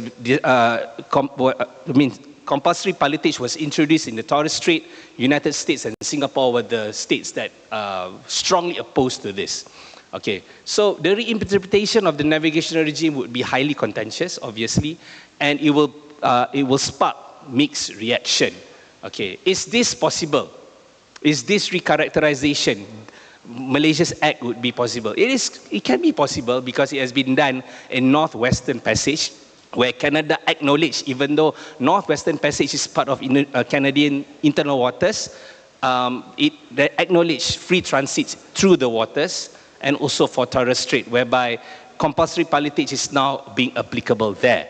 So this is Northwestern Passage, part of Canadian internal waters, but free transit is applicable there. The same goes with Torres Strait. Compulsory pilotage applies here, but still, even though a lot of criticism, but it's still applicable there. So recharacterizing of Straits of Malacca and Singapore is possible because it has been done in other parts of the world, in Canada and also in Australia. So in conclusion, I have about, according to my stopwatch, I have 3 more minutes to go. Okay, so basically, this unilateral act by Malaysia would spark controversies because many countries in the world wanted to have free transit passage. However, Malaysia could argue that this is done for the purpose to protect and preserve its marine environment. But as far as Malaysia's position is concerned, we have no intention to do this. This is just one of my academic ideas, but we do not know in the future, okay, what would happen in the future. So recharacterization of Straits of Malacca and Singapore based on academic position from international law is possible, but whether or not it can be put into practice is something else. So if you need to read my article on this, I would like to share this article that I published with my dear sister, Professor Diana Puspitawati last year. This is the article that explains in detail what I was talking about during this presentation. So if you need to read this article, I can give you for free. If not, you have to pay how much? 35 euros. You can keep the money and buy. Indonesia has a lot of nice food. Keep the money, buy the nice food. I can share the article with you.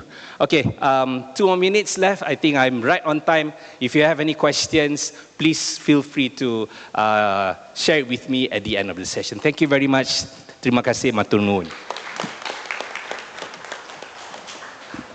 Thank you, Professor Hazmi. If I may highlight, even the slightest, who would have thought, even the slightest alteration to the character of the Strait of Malacca in its connectedness with the Strait of Singapore would have resulted in a gigantic change of the passage regime. And this change would hugely would plunge the interests of the Western world, as these 2 straits are the ones who connected the 2 hemispheres of our globe. If Prof. Hazmi repetitively highlighted that Malaysian government has no intention to do that, allow me in my academic independence to question, will the Malaysian government be brave enough to do that? I think it's time, Professor Me. If Indonesia supports, because we are a neighbor. Of course. Of course. Okay, let us move forward to our third speaker. My seniors, my colleague, my dear lecturer who has known me since I was 17, I believe. Yeah, 17, my first bachelor degree. Professor Dr. Anda Sriwartini, SH, M.Hum, PhD. Professor Sriwartini is currently the head of Department of International Law at Faculty of Law, Universitas Islam Indonesia. She is the professor of international law at UII. She obtained her first bachelor degree from IKIP Yogyakarta and her second from Universitas Gadjah Mada and her master's degree from Universitas Pajajaran and eventually her PhD, same with Professor Hazmi from International Islamic University of Malaysia. Please welcome Professor Dr. Anda Sriwartini, SH, M.Hum, PhD. Okay, thank you very much, Mbak Gemi. Bismillahirrahmanirrahim. Assalamualaikum warahmatullahi wabarakatuh. Okay, so my slide is colorful because my daughter made it. Okay, so my title is Climate Change and State Unitarianism, a critical legal analysis. So what happened today that we have already have such kind of experience the impact of climate change. And it may that we all agree that this kind of impact cause many people in the world suffering about this kind of matter. Okay, maybe I'm not so familiar with this. Okay, but what kind of impact actually? If we look at on the historical background of climate change, actually the developed countries is the one who has already initiated about the industrial activities. And those kind of activities cause the temperature in the world getting warm and warm. So what happened at the present time, so that we can say that developed countries has such kind of the ecological debt to the developing countries. So that's why we can say that the principle of common but differentiated responsibility is applicable for the impact of the climate change. And there are some impact that can be raised in this case, for example, the raising of temperature, and also we have extreme weather events such as heat waves and also the droughts. And if we know in Indonesia also there is some kind of flooding in Indonesia. So those kind of impact cause serious impact on the economic development also in Indonesia. Why that this cause serious impact? For example, then when the fishery in Indonesia would like to catch the fish, for example, and then there is the heat wave happen, so they cannot go to the sea because it's very dangerous. So they cannot get anything. So this kind of matter affect their economic. And what is the next impact? So we have also the social impact of the climate change. And what is the getting or the worst impact? We have also such kind of the violation of human rights because of the climate change. For example, that in Indonesia, for example, we have such kind of agricultural product which is very, we have this kind of matter that we need to have this product how to provide about the food in Indonesia. But if most of the farmers in Indonesia cannot harvesting about their farmers, so we are going to have this kind of incident, for example, that we lack of food.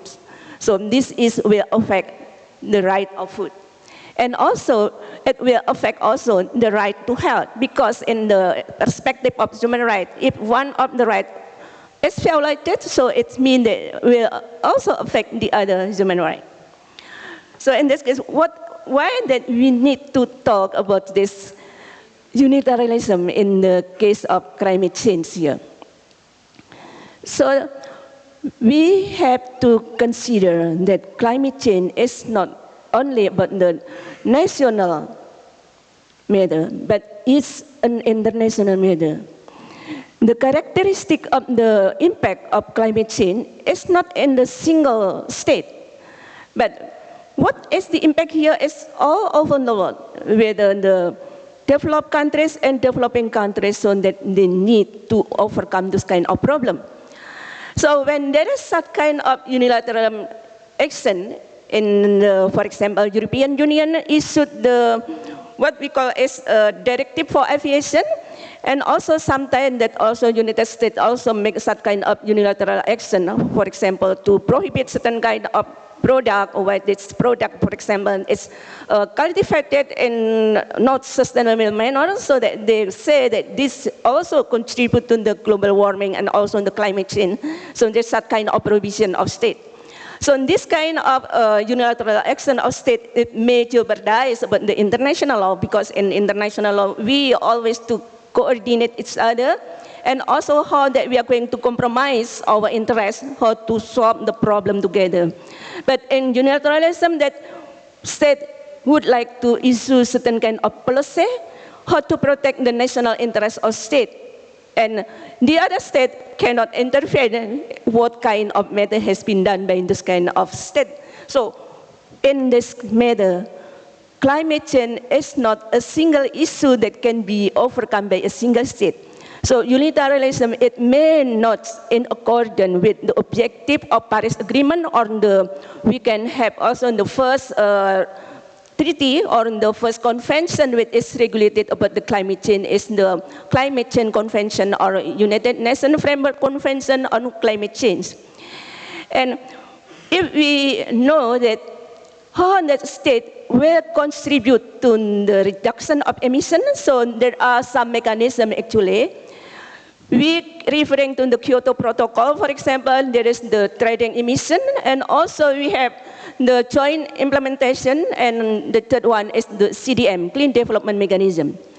But is it this kind of mechanism workable or not?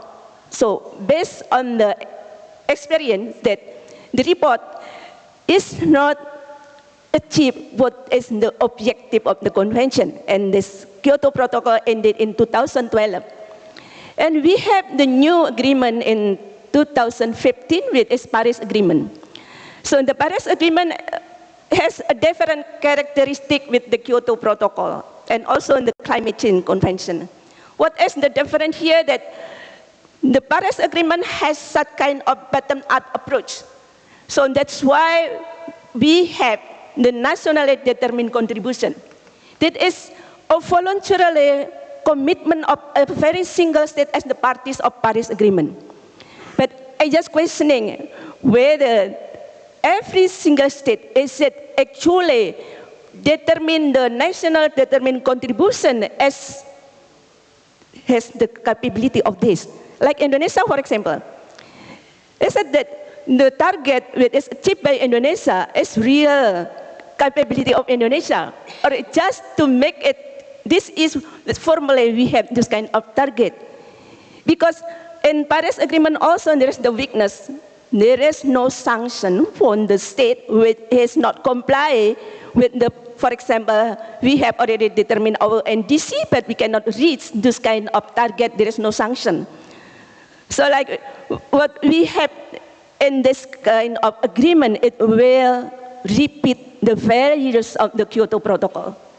So we need how to strengthen the commitment here. So that's why when there is some state make such kind of unilateralism action, actually there is some kind of objective.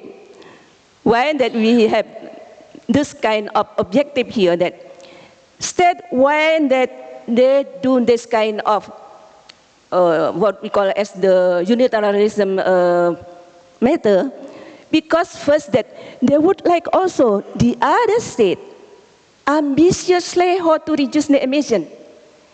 On the other hand, we need also the commitment of the other state is not only just voluntarily, just formally to make a target in the NDC, but how this NDC is based on the principle of common but differentiated responsibility and respective capability. But how to interpret this kind of the principle? Of course, that state has to be honest, because if there is no honesty in here, that state just make the formal formal statement and put it in the agenda, national agenda, but there is no serious effort how to reduce emission itself. So that's why that state would like to make this kind of unilateral action. Actually, I have some kind of, it's not always negative impact of the unilateralism, but there is also somehow there is the positive impact of unilateralism. For example, that state would like to to reduce the emissions seriously, and then the other state also how to follow them. So unilateral action here can encourage the other state how to participate in reducing the emissions seriously. And then there are also some what we call is the legality of unilateral state action. For example, that what is the objective here? It may the objective here is primarily to intended to protect the state-owned territory or jurisdiction from the bad impact of the other state activities. I referring to the WTO rule, that is the Article 20T General Agreement on Trade and Tariff, that there is an exception here. State can prohibit, for example, the product which is come from the other state which may cause serious impact on the environment, and also in the sanitary and phytosanitary agreement.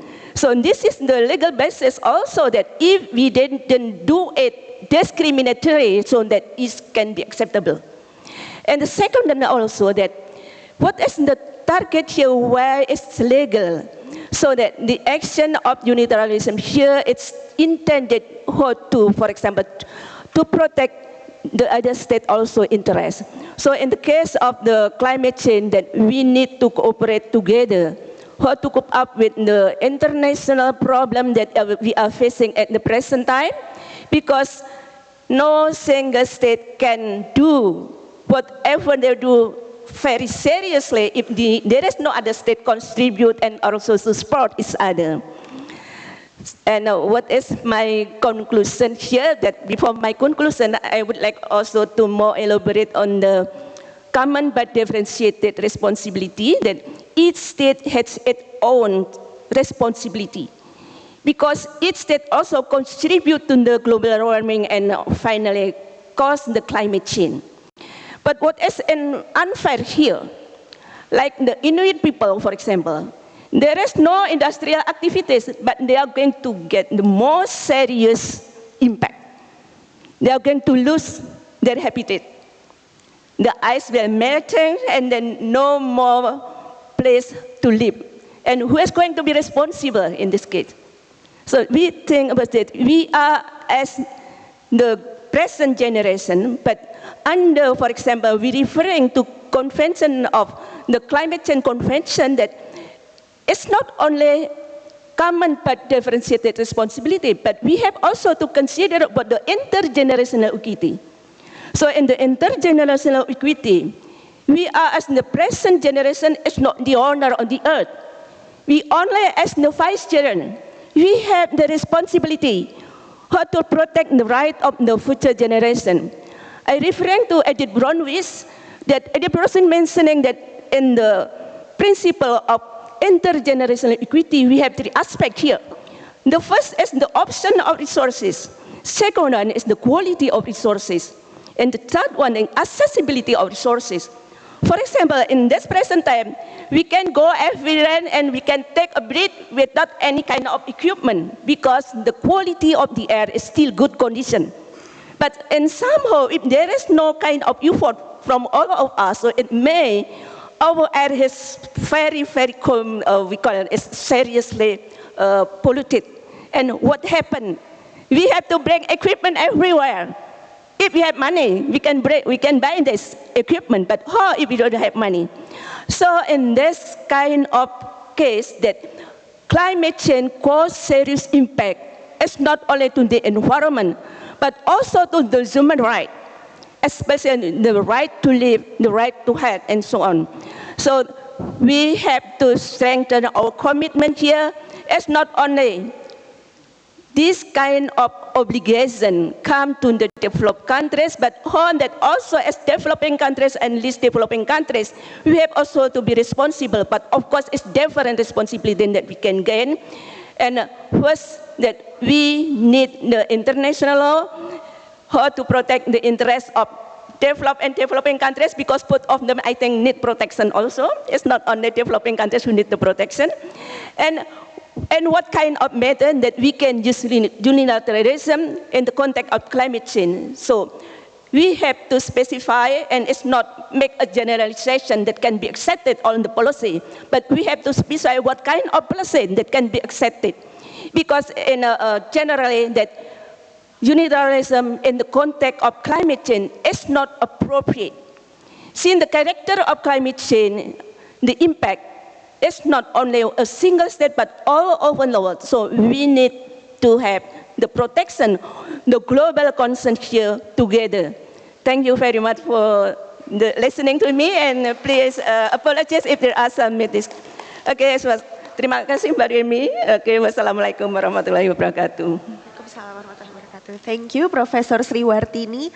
To conclude Professor Sriwartini's presentation, we have listened to two presentations that presented how unilateralism could jeopardize international relations.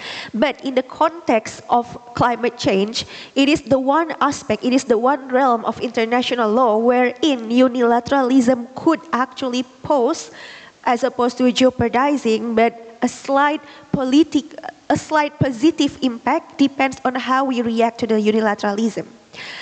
Last but not least, please join me to welcome our fourth speaker, far away from us, close in our heart, Associate Professor Dr. Nguyen Thi Hong Yen. Associate Professor Dr. Nguyen Thi Hong Yen is a senior lecturer and researcher at Hanoi Law University. She focused on the realm of international human rights law, international law of the sea, international environmental law, and climate change.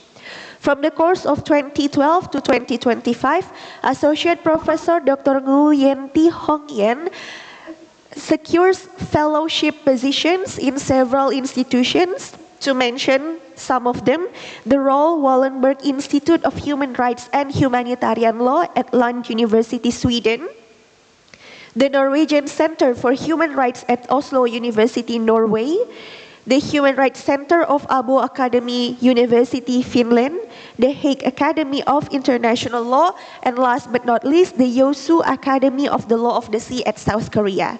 Please welcome Associate Professor Dr. Nguyen Thi Hong Yen.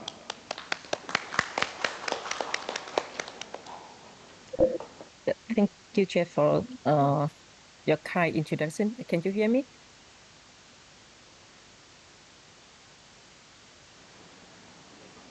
Yes, Professor, you are audible. Yeah, thank you very much. So, distinguished colleagues, ladies and gentlemen, so it's my great honor to greet you all at this important conference. So I would like to extend my heartfelt gratitude to Dr. Dodik for kindly inviting me, and I'm truly proud to serve as one of the key speakers today. So due to certain professional commitments, so I regret not being able to attend in person, but I sincerely hope to visit Indonesia, especially the Islamic University of Indonesia, and meet all of you in person in near future. So today my esteemed colleagues and I have conducted a joint research entitled Answering the Right to Food in the Context of Climate Change, Challenges to Developing Countries in Asia. So it's my pleasure to introduce my Ms. Nguyễn Phương Dung, who will briefly present this study. Thank you very much for your kind attention, and thank you. And Dung, please.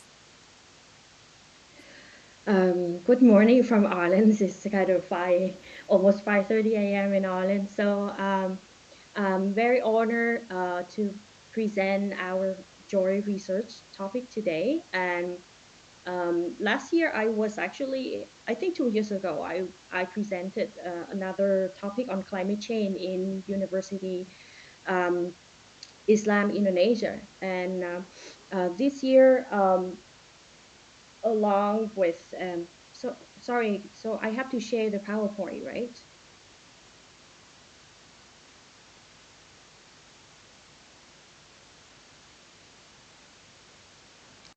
Hello? Yes, Professor, if you need, we will give you access to share the PowerPoint. Yes, please.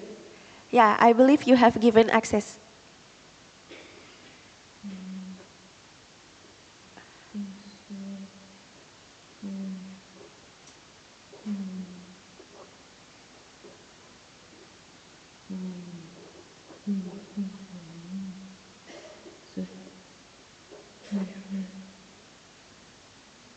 Okay, sorry for one moment. Okay. So our topic is ensuring the right to food in the context of climate change, challenges to developing countries in ASEAN. As you may know that, Gabriel Butcher in his address for Oxfam International, when he told to the press media that climate change is no longer a ticking time bomb, is exploding before our eyes. So climate change have caused extreme weather such as droughts, cyclones, and floods, which have increased fivefold over the past 50 years. So this kind of affected our food production and has led to severe food shortages in numerous parts of the world, um, especially parts of the world under the affected hardest by the climate change, such as Southeast Asia. So in the presentation today, we will brief the current situations of climate change and impacts on ensuring the right to food. We also delve into the concept of the right to food, how the right to food is conceptualized, and we move to the relationship between the right to food and climate change. In other words, how climate change affected the right to food, and we also present some regulatory framework in ensuring the right to food in the context of climate change. Following that, to conclude the presentation, we will present some challenges and recommendations. So as you may know that the right to food is a substantive right within the big concept of the right to a healthy environment. And of course, this substantive right is affected severely by climate change. And for years, the world has witnessed climate change and global hunger. In addition to the occurrence of the COVID-19 pandemic, these are major contributors to the increase of the world hunger during the 2019-2021 period. Um, this also, climate change also increased the frequencies and intensity of disasters in 2000s. So according to our statistics, we have researched there were 440 events a year and 360 events, extreme weather events a year recorded in 2010s with higher intensities onwards. Um, there were extreme weather events, so we can record heat waves, extreme temperatures, droughts, storms, and these extreme weathers has risen almost 4 times to over 150 events a year, and floods skyrocketed from 30 events a year in 1970s to over 200 events per year in 2000s. So these kind of extreme weather events affected and then has led to global hungers. So according to the statistics, so there actually around in Asia Pacific area, it was recorded that around 828 million people in the world still suffer from hunger. And Asia and Africa are the most two continents contributing to the major of people impacted by hunger. And this statistic is predicted to increase by 2030. Um, the outlook was not optimistic at all.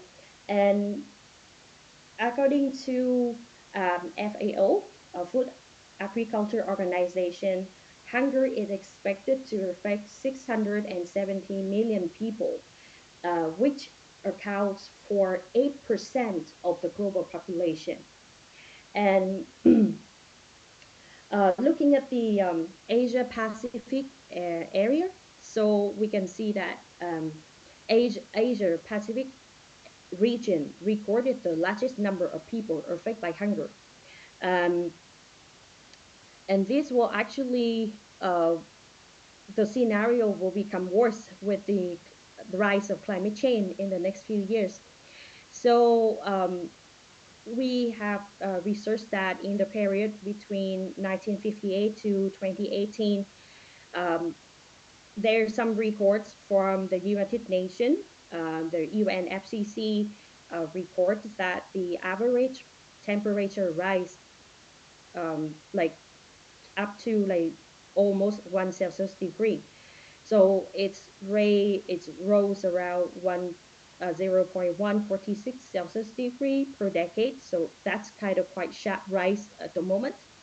And also there are some kind of changes in the precipitation, the rainfall, with various and uneven decrease by region. And extreme rainfalls happen in different parts of the world, but actually, like in Vietnam, we have seen that the rain just were not even at all, and there extreme rainfalls leading to severe floods in the northeast, northwest, north delta, south central, and central highlands. However, there's a discrete rainfalls in the coastal areas of North Central. So the precipitation was not evenly distributed along the country. And there are also other natural disasters happen, such as floods, like land erosion, typhoons, and other weather-related extremes, such as El Nino and La Nina. In the Mekong River Delta, which we believe the bank of the production of rice in Vietnam, but actually also suffer from the sea level rise in the coastal area. So the salinity levels of the delta is highly affected by the sea water, because the sea water just kind of intrudes, invaded the um, agriculture, arable land that we use to cultivate paddies. Um, we also have some kind of like statistics about the climate change that Vietnam has suffered, because Vietnam is identified as one of the most impacted countries by climate change and extreme weathers during the period from 1999 to 2018. And in 2021, Vietnam ranked in the eighth place in the list of top 10 countries experiencing the most disaster events in the world. And you can see that between 2020 and 2022, we also, exposed to vulnerability and extreme weather events um, associated with climate change. And within recent months this year, we also experienced a superstorm that's like Yagi last year, and then the superstorm, the two superstorm happened earlier last month. And like Indonesia, I think that like in ASEAN countries, like almost ASEAN countries, the total economies depends on the weather conditions for agriculture. So most of ASEAN countries are agriculture countries, and agriculture includes livestock husbandry, crop cultivation, forestry, fishery, and is one of the key economic sector, contribute to 15.7% of the national economic growth. in 2021. So it's one of the crucial, key economic developer contributor of Vietnam. Um, However, there's still hunger. Hunger still exists in our country, and you can see that like we have recorded GHI score about the indicator of the hunger, serious hunger level, and we aim to eliminate, hunger in Vietnam, and um, however, there's some kind of scenario related to climate change that climate change still affects more than 12% of Vietnam population and reduce economic growth by 10%. So it's pretty serious. Um, okay, so that is the scenarios of the world and our home country. So moving to the most important content, one of the most important content of our presentation, the concept of the right to food. So what is the concept of the right to food? So in general, this is one of the constituent substantive rights in the right to a healthy environment. Um, this is also a component of the right to a standard of living. This right is recognized as one of the human rights recognized in the Universal Declaration of Human Rights, UDHR, and the International Covenant on Economic, Social, and Cultural Rights, ICESCR. Um, and the Committee on Economic, Social, and Cultural Rights elaborate the realization of the right to food as when every man, woman, and child, alone in or in community with others, has physical and economic access at all time to adequate food and its procurement. There are some kind of concept that people may think that mm, um, the right to food is also a right to nutritious food, which is necessary for a person's health and well-being, as well as means to access to that food. They are kind of um, kind of misunderstanding that the right to food is commonly interpreted that as a right to be fed, and states are obligated to supply free food to people who need it. However, this is a misconceived idea. The right to food is more meaningful than that, than the right to be fed, and is by nature the right to feed oneself in dignity, in that the satisfaction of people's basic needs is achieved with their own efforts and by using their own resources. So it's not just like the right to be fed with all the food from the state, but means that it's the state obligation to facilitate the development of agriculture so that people can cultivate um, on their own, to produce food and then to enjoy the food they produce. This also the right to nutritious food, that you provide or you facilitate the conditions for people to to cultivate or to produce food which is nutritious to themselves and in their dignity. So that is the concept of the right to food. um, there is the um, relationship, or I have to say the right to food and climate change are strongly interconnected. Why is that?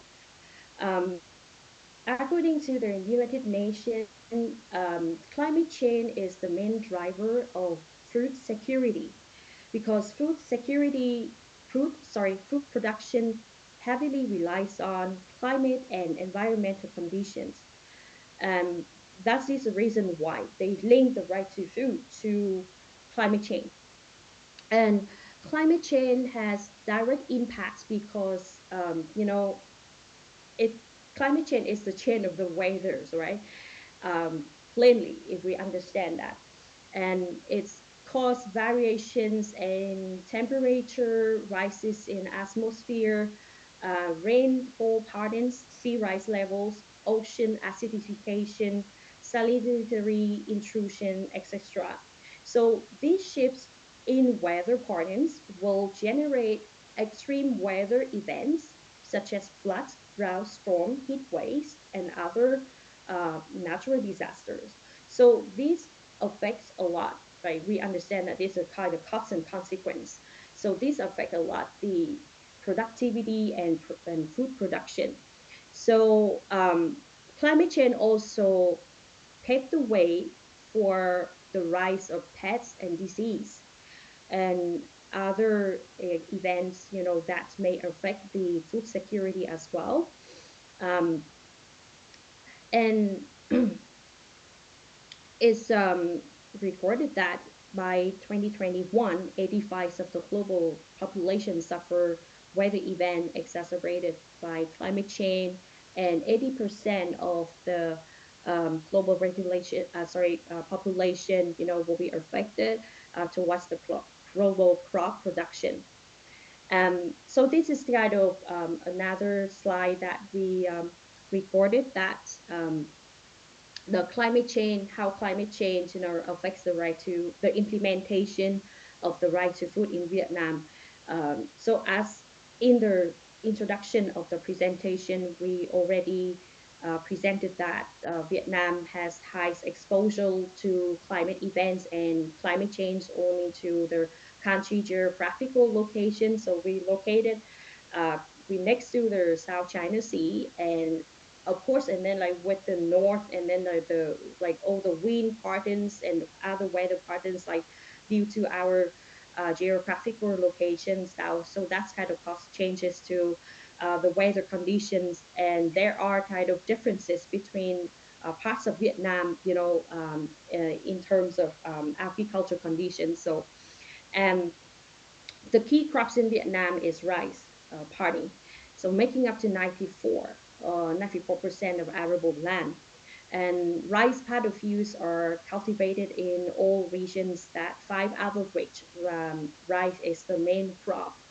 And crop production and livestock are likely to disease due to climate change in parts, particularly due to global warming and water scarcity. And uh, as I say, raises in temperatures, sea rise level, and difference in rainfall, frequency and intensity of extreme climatic events that has affected Vietnam's agriculture production. This is kind of like our list of, like different parts of Vietnam that we recorded, some climatic events happen due to climate change. So you can see the difference between the Northeast, Northwest, the Red River Delta, the North Central region, South Central Coast, the Central Highlands, and the Southeast region, and the Mekong River Delta. So almost like all the five main parts of agriculture production in Vietnam, there are kind of problems, and there are a lot of climate change and weather related events that happen in these five main parts of agriculture production of the country. Um, there are also, typhoons that I mentioned earlier, and like some kind of the hardest, the most severe typhoons happen in Vietnam. That's in Knock 10, and then Typhoon Haiyan, Typhoon Damri. So like several years in a row that we experience like typhoons, and as I say that last month we also experienced, like the storm, two superstorm from the South China Sea. So it's kind of like really hard, for farmers, especially in the central part of Vietnam, like to recover, and also like agriculture producing areas in the northeast of Vietnam due to their heavy rains and land floods and land erosion as well. So um, so what can we do? What can we do? So what are the challenges? towards the realizations and implementation of the right to food in the context of climate change. So as we know that climate change, of course, affects food production, but also, attributed to food production, right?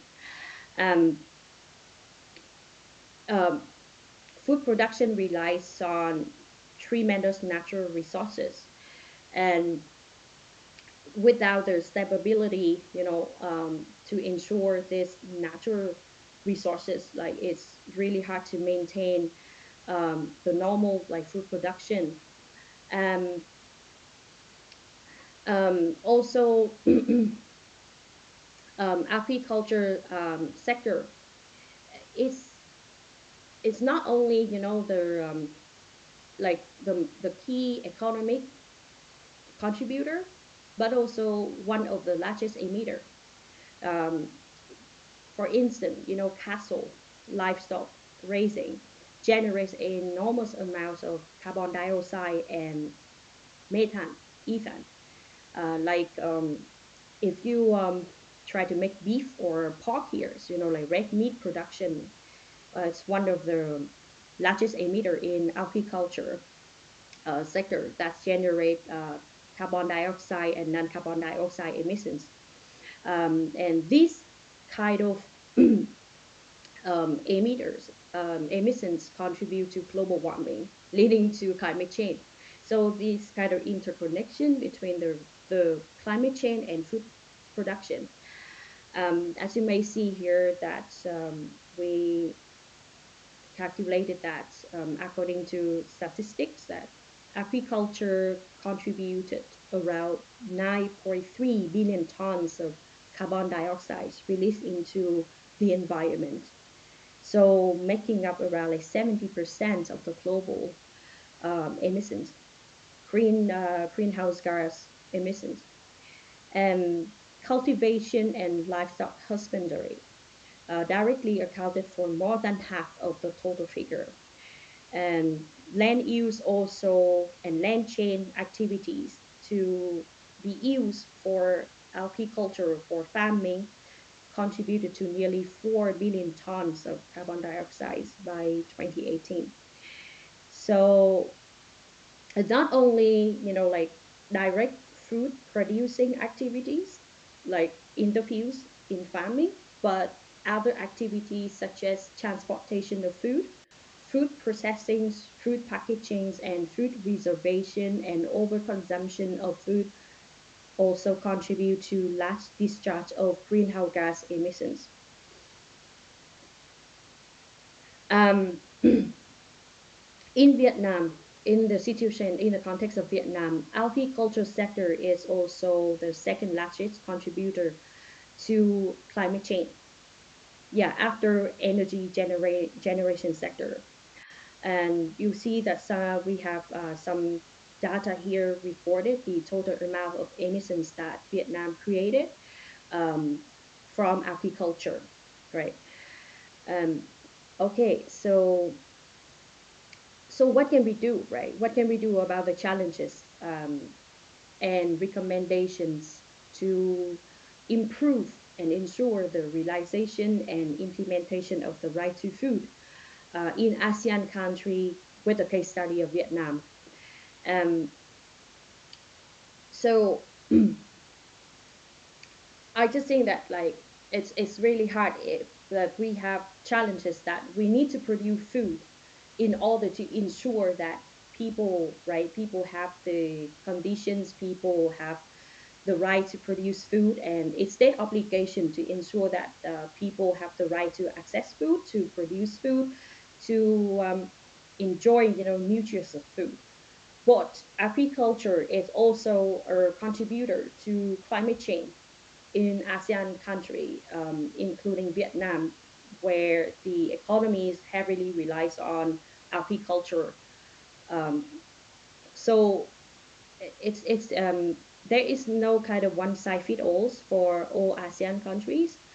I just think that is a challenge, right? That is a challenge. So that is the biggest challenge. So the recommendation here is to along with um, like reform and adopt like greener policies, to ensure kind of green or eco farming. Along with that, there's supposed to be, like solutions that what I learned from experience in European countries, for example, like Ireland. So they have like adopted like eco farmings, though they try to reduce, like the farming areas, and then like transfer, reduce the generation of livestock, emissions, like the red meat, like production. So along with that, they use the energy generated from wind farm. So like it's farm like combined with wind, kind of solar, wind and solar energy, instead of like using the nuclear energy here. So it's kind of greener energy here. And along with that, the right to food is a substantive right. So in order to make this happen, to activate this substantive right, they kind of made the European countries, especially Ireland, so they have made a procedural turn that they try to ensure that people have procedural environmental rights, such as the right to information, the right to access, and the right to um, participate, in public participation.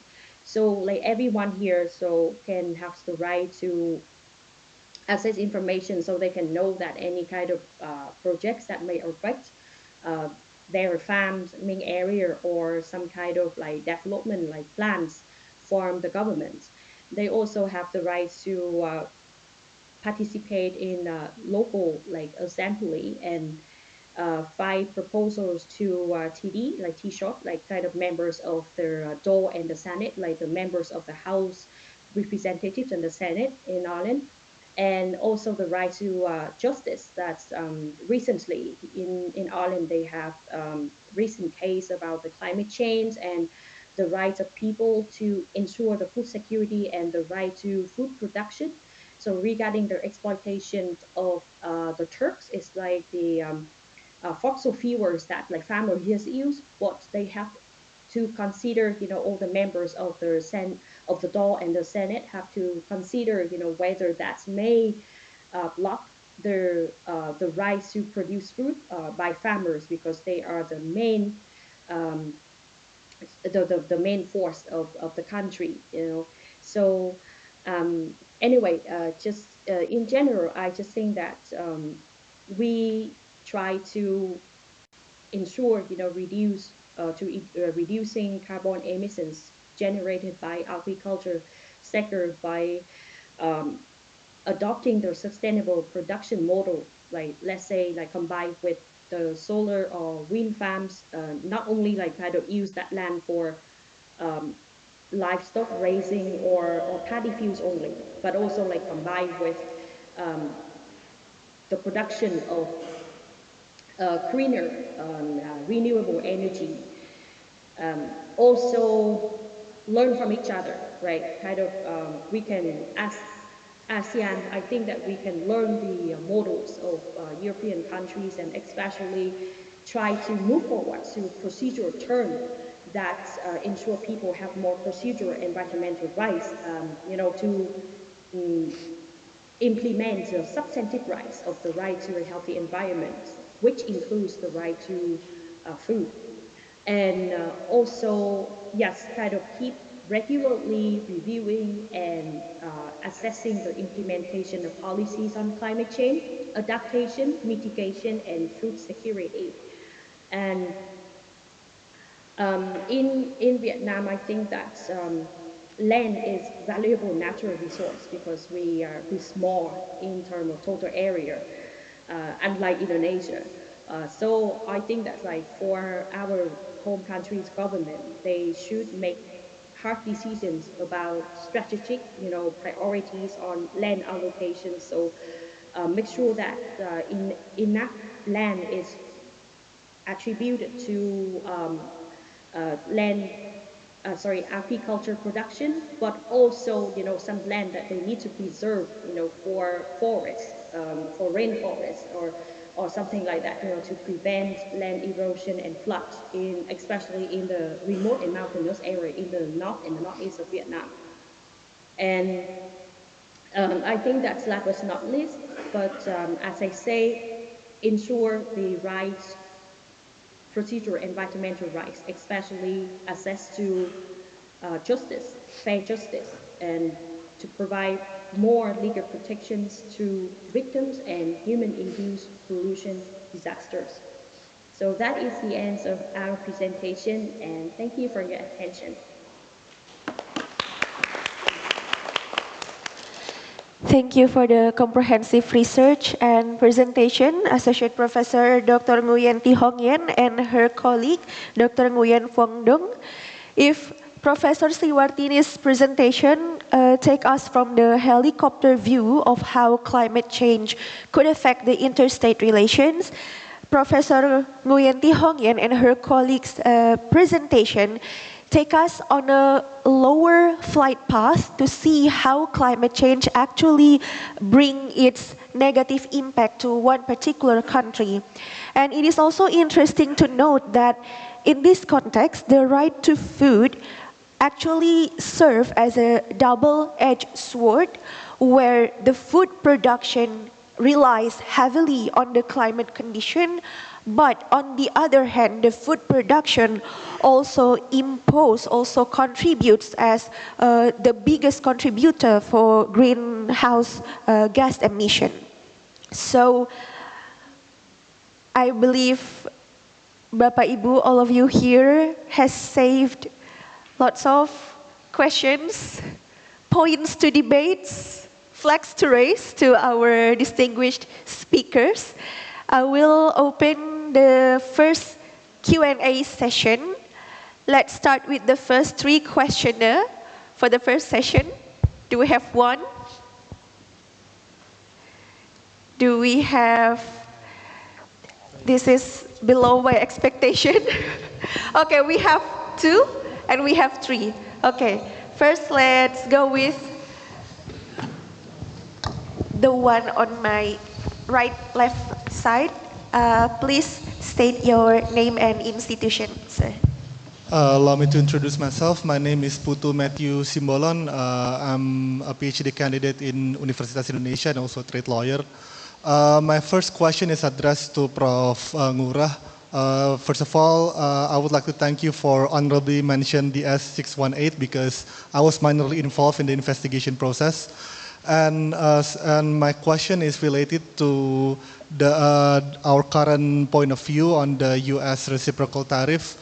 As we can see that both Canada and China are currently challenging this measure under the S633, 634, and 635. But knowing that Indonesia is right now currently focused on bilateral negotiation with the U.S., do you see that if we take stance as a third parties in this trade dispute, will it be significant to ensure that our market access remains secure regardless this chaotic reciprocal tariff? And then my second question goes to Prof. Sri. Yes, well, we do understand that trade and environment are a very contentious two branches. And knowing that the ICJ advisory opinion consists of erga omnes obligation for state to prevent the transboundary harm in the extraterritorial way, do you see that this advisory opinion, along with Article 4.2 of the UN Framework Convention on Climate Change, will become a justification for developing countries, especially EU, in implementing their unilateral measures such as EUDR and CBAM? So two questions and thank you. Thank you, Mr. Putu Matthew Simbolon. Second questioner, Pak Kris, I believe. Assalamualaikum warahmatullahi wabarakatuh. really quickly, I'm Chris Kaysen. I'm from America, as my colleague pointed out. But I'd like to, I guess, focus on the climate change aspect.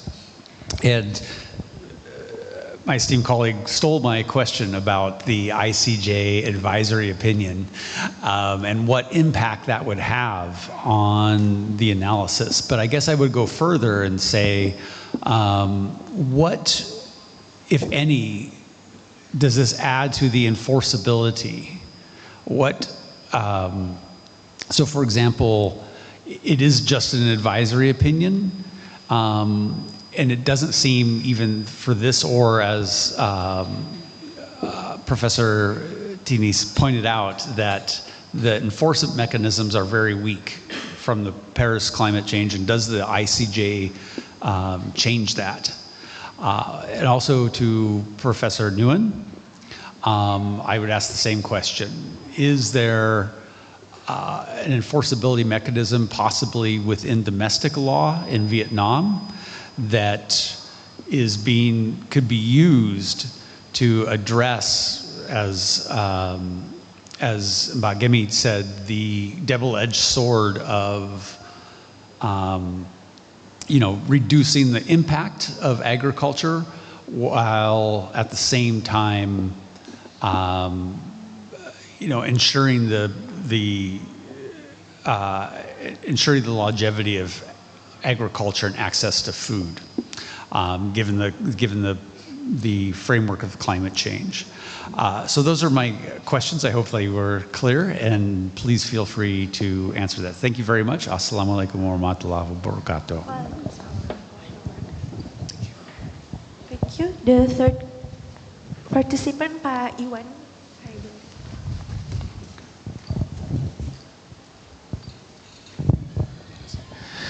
Thank you, moderator. My question to Professor Haswi. Yes. Thank you very much for your very interesting presentation. The main question is it possible for Malaysia to recharacterize the Malacca Strait, even though this would amount of unilateral regulation? It might still be attempted, as shown in Canada experience with its internal waters. We all recognize the significance and utility of the Malacca Strait for global navigation, but the concern often raised is related to the construction of its AUKUS submarine by Australia, which will eventually pass through the Malacca Strait if an accident or leakage happened. It could damage or even endanger the strait, but is this truly the main reason?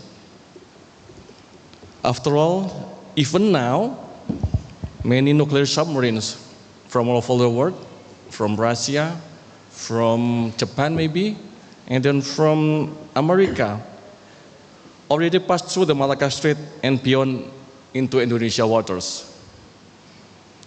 So could there be other more important consideration behind such an idea?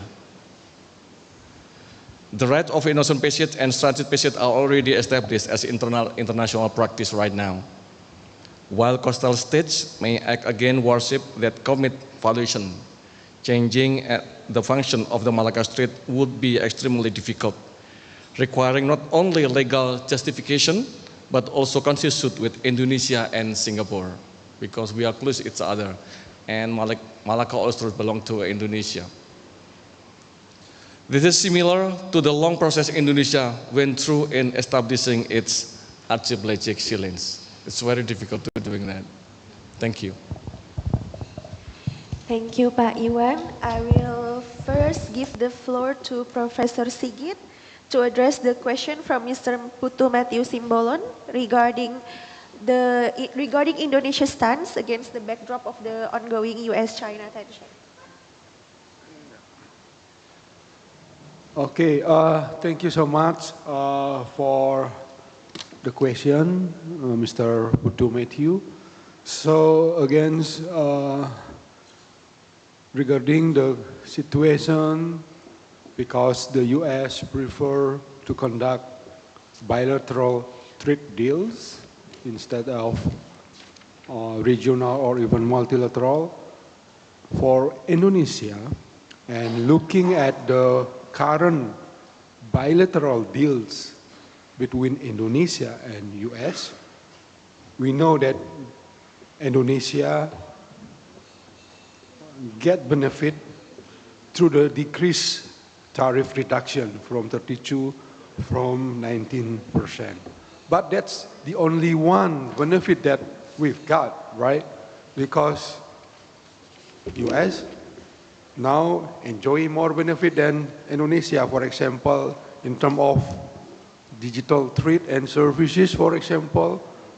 It's raised an issue about data protection because almost of all now using WhatsApp, for example, linked with Instagram and Facebook, and they are owned by US company. And we also give up our requirement about local content, yeah, especially for the US company. The local content requirements are no longer restricted. And we also have like the policy to restrict export for the critical mineral is no longer applicable. So again,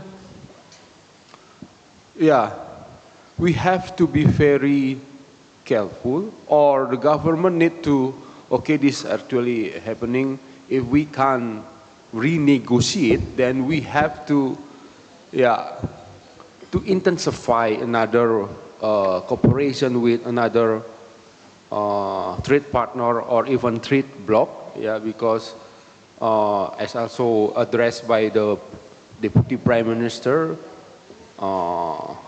if this situation is not just the first, we have had any experience this situation before, but by doing some good strategies like trade diversification, diversify our trade partnership, and then still using formal mechanism through the WTO, then we will have like a backup plan to respond about the current US trade policy.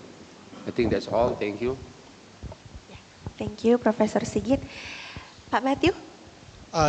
Thank you, Professor, for the response. Just as a short brief, of course, I see that decoupling could be a best alternative also for Indonesia, just like what you said, to enhance our partnership with other WTO member. But what I would like to address in this very conference, I also mean it to be controversial actually, by giving a preferential treatment to the US, this will mutatis mutandisly cause us to violate both Article 1.1 GATT and 3.4 GATT, because we will directly discriminatively treat our other trade partners. So yeah, there they go. Right, thank you. I will redirect the following questions to Professor Hazmi. It's the question from Pak Iwan. The diplomatic language is the possibility for Malaysia to actually recharacterize Malacca Strait. The honest language is the challenge for Malaysia. So please, Professor Hazmi.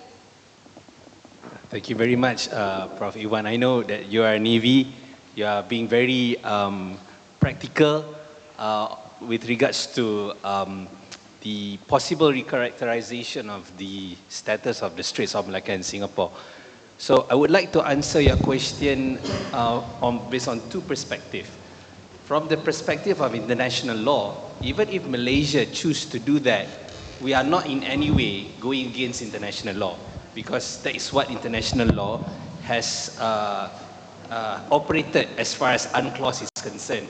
Because UNCLOS has mentioned clearly there are straits which is where transit passage applies. There are also straits where transit passage does not apply. So it depends on how states interpret how the nature of the strait is. So according to the law of the Sea Convention, if the strait connects one part of the high seas or EEZ, to another part of high seas or EEZ, according to Article 37, transit of passage applies. But if it connects one part of the high seas or EEZ to the territorial sea of another state, then that would not be the case.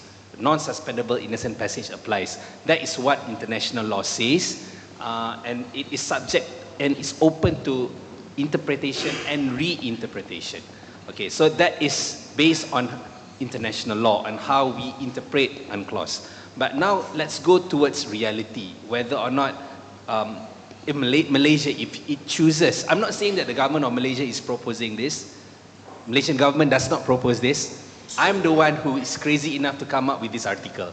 So my answer to you is that theoretically, it does not violate international law, but how, as far as practice is concerned, it will face a lot of criticism.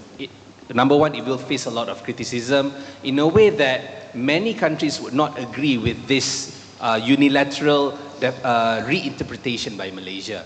And I believe we also would not have a good clear path in persuading neighboring countries like Indonesia or particularly Singapore, because Singapore is a country that depends on the straits for global shipping.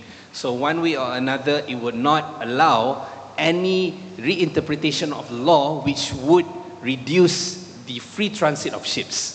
Okay, and then the user states of the Straits of Malacca and Singapore, we also have to consider them. The user states are Japan, United States, Russia. So basically, they will not be in agreement with this reinterpretation. So another part which I think your question was very, very interesting is nuclear powered submarine. Is the passage of nuclear powered submarine is the reason? My response to that is one of the reason, and the reason that sparked the idea of coming up with this suggestion, because this particular article was written when I was accepted in ANU as a research fellow. At the same time, AUKUS kicked in, so it gave me an idea on coming up with a reason in reinterpreting whether or not transit passage should apply in the Straits of Malacca and Singapore. So nuclear powered submarine, the passage of nuclear powered submarine became one of the reasons. So it can, in the future, I may come up with other reasons as well, but so therefore my answer to you is that based on international law, even if Malaysia comes up with this suggestion, if they would want to, it does not it will not go against the spirit of international law itself, because non-suspendable innocent passage regime, like its name, it's non-suspendable. So free transit is one way or another still guaranteed, but with more stricter regime. Okay. However, in order to reinterpret the strait, it will not. It is not a smooth flow. It is not smooth sailing. It will receive a lot of criticism. And even though I'm the one who wrote this article together with Bu Diana, we believe it will receive a lot of criticism. It will receive a lot of protests. One way or another, transit passage will remain applicable in the Straits of Malacca and Singapore. So that's my response to you. Thank you. Thank you, Prof. Thank you, Prof. Hazmi. I will redirect the question to Professor Sriwartini. Professor Sriwartini has two questions. The first one from Mr. Matthew also, regarding whether the erga omnes obligation of states in regards to transboundary harm issued through ICJ advisory opinion could be the justification for developing countries to impose their unilateral measures. And then the second question is from our very own Pak Chris Kaisen. Pak Chris, regarding the enforceability of the erga omnes obligation beyond simply ICJ advisory opinion. Okay, so yeah, please, Professor Sriwartini. Okay, thank you very much for the question, Mas Putu. Okay, so that when we talk about trade and environment, so this is very, for me, it's very interesting question, and also that's there is such kind of relationship between trade and environment. For example, when we talk international trade regarding the product which is exported and imported for some kind of countries may cause serious impact on the environment, or it may also to the human being. So that based on the advisory opinion that the climate change has already changed actually the paradigm of the state. How that they have to change the behavior of state. It's not only that they're referring to I can sell product, this kind of product to another state, but how that we can cope up that this kind of product in the state of the process of production, starting from the process of production, and then also when they have finished to consume this kind of stuff, so that we have always to consider about the waste, right? So that in this case that when we referring also to the international standardization organization, the ISO standard, that ISO standard also discuss and also may regulate about the environmental system management, so that if state also will impose, for example, that UK, for example, impose the product which come to the state has to have such kind of standard that has to be complied by the exporting state. So that as far as this kind of requirement or the condition will be applied for the national product, we're not again with national treatment of a state, right? So that we doing the same thing. Like when we talk about the asbestos case, so we're referring to the case of the France, right? France and also Canada at that time, that France prohibit the asbestos from Canada because this kind of product consists of toxicious element. So that's why France refused to this kind of product. And then they challenge into the WTO. So this is one of the illustration that state based on the sovereignty that still have such kind of what we call as the power how to protect the national interest of state. And regarding the what we call as the advisory opinion of the ICG, I think that this kind of opinion in this kind of situation, in the present situation, is it can be understood as a good advisory opinion because it's cope up with the reality. No, we face together the climate change impact. We don't not, if we don't go together how to, for example, to make an enforcement, like what national determined contribution, every state has such kind of commitment, but we don't know exactly whether this kind of capability is based on the respective capability or not. Even if, for example, Indonesia would like to reduce 40% during 5 years, it means Indonesia actually has the capability more than 40, for example. So by doing business as usual, that Indonesia has already reached this target, right? So this is not fair, I think. So then when I also referring to your question, is it possible that state use the unilateralism as far as the target is how to protect the global common? And this kind of policy will not discriminate to one to another state, so it will be accepted. Okay? And for Pak Chris, I said that advisory opinion can be enforceable or not. We understand that advisory opinion is soft law, it's not legally binding, so it depends on the political will of the state. If we consider that this is a good for us, for all of us, because we live in this same earth. If, for example, we don't care about this, so we are going to be the like what is tragedy of the common.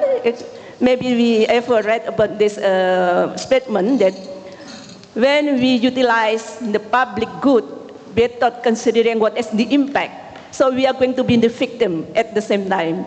So is it enforceable or not will depend on willingness of the state, and we are going also to see whether this kind of rule it will be a state practice or not.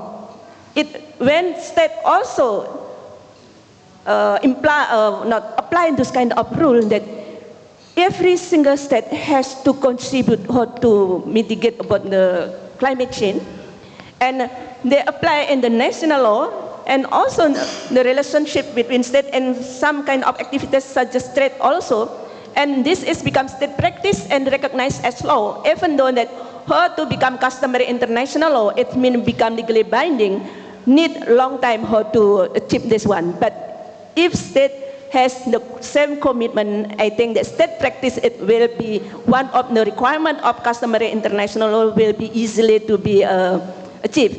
I think that's my answer. Thank you on the question. Thank you, Professor Sriwartini. Is Professor Nguyen still with us on the Zoom meeting? Yeah? Okay, Professor Nguyen, there is one question from Mr. Christopher Kaysen, also regarding the enforceability of the erga omnes obligation bound under the ICJ advisory opinion, but particularly how would the Vietnamese domestic law address the issue in regards to the right to food and how the food production contributes to the greenhouse gas emission? Professor Nguyen. Thank you, Dr. Chris Carson. It's nice to see you again. So in response to your questions, recently we have witnessed a historic landmark of ICJ advisory opinion addressing climate change, and this is the very first time that we have seen that state obligations to address climate change is finally recognized in an advisory opinion by ICJ. I would like to share my Professor Dr. Ian and my research on advisory opinion, because recently we have published an article on advisory opinion by international courts. And from our perspective, climate change is not only a legal issue, but also a highly political one. So even though, for example, ICJ has dismissed the argument suggesting that jurisdiction should be denied based on a state's motives, right? But advisory opinions addressing climate change include both aspects of the absence of consent from affected states and the strong political implications. So the weakness, I think the weakness of advisory opinions by international courts. So before the advisory opinion addressing climate change by ICJ announced recently, we have different advisory opinions by the Court of the International Law of the Sea, ITLOS, ICJ also, and but the weakness of these advisory opinions that some is argumentative because some legal scholars, international law scholars say that they don't carry any weight at all because of their status. They're not binding, they're non-legally binding, unlike the award, right, by international court, for example, ICJ in contentious cases, which are binding to parties participated in that contentious case. Advisory opinions are not binding. So when an advisory opinion conflicts with state position, right, states are likely to emphasize its non-binding nature. This also happened in the case, the UK, in the Caribbean Archipelago advisory opinion case. And some legal scholars criticize the use of advisory opinions in dealing with burning legal international law issues, because they highlight the fact that that parties should resolve, like those states should resolve, through diplomatic channels or other peaceful settlement, not using advisory, because the use of advisory opinions will undermine the state sovereignty. That they may send, file a request for advisory opinion, and to avoid, to obtain the state consent. So it's really difficult to like predict that whether with the advance of advisory opinion will change the state enforcement or not. So I think it depends on the state interest itself. Regarding Vietnam, and I just think that I think our home country has responded very well to climate change policies, and we have participated in the sustainable development goals, and we aim to eliminate hunger, and following SCG, to address 12 or 13 to address hunger and also climate change. There will be a lot of work to do, I have to say, especially there are disparities in terms of politics and legal implementation in Vietnam and even like other ASEAN countries in the same region. It's challenging. I have to say it's challenging because I think the solution here is just to try to move forward to procedural environmental terms, like in Euro years that they have signed the Aarhus Convention that activate the 3 pillars of procedural environmental rights, that they empower citizens, to participate, to access to fair justice and access information. So I have to say that it's a kind of long-term journey, and it is a kind of long run. So I hope that that's somehow, I think that your question is not like comprehensively answered, but it has for us to predict, like the enforcement will be better or not, because it really depends on the countries and the governments, the governing governments itself. Thank you. Professor Ian, if you want to add any opinions, thank you. Yeah, thank you for Zoom. So following my colleagues' opinions, I also talked about the domestic mechanism for responding to climate change in Vietnam. So the ICJ advisory opinion to not legally binding and provides a strong normative guidance that can be softly internalized into Vietnam's strategy, decrees, and technical standards.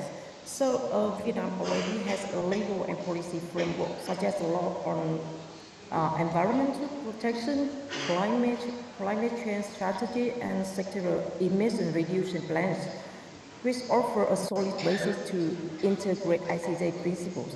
So while Vietnam has set mid and long-term goals and is advising MRV systems, energy transitions, and international cooperation, so I believe that Vietnam and other countries, developing countries like Vietnam, in ASEAN countries, we need a free roadmap to effectively implement the course guidance and broader climate obligation in the future.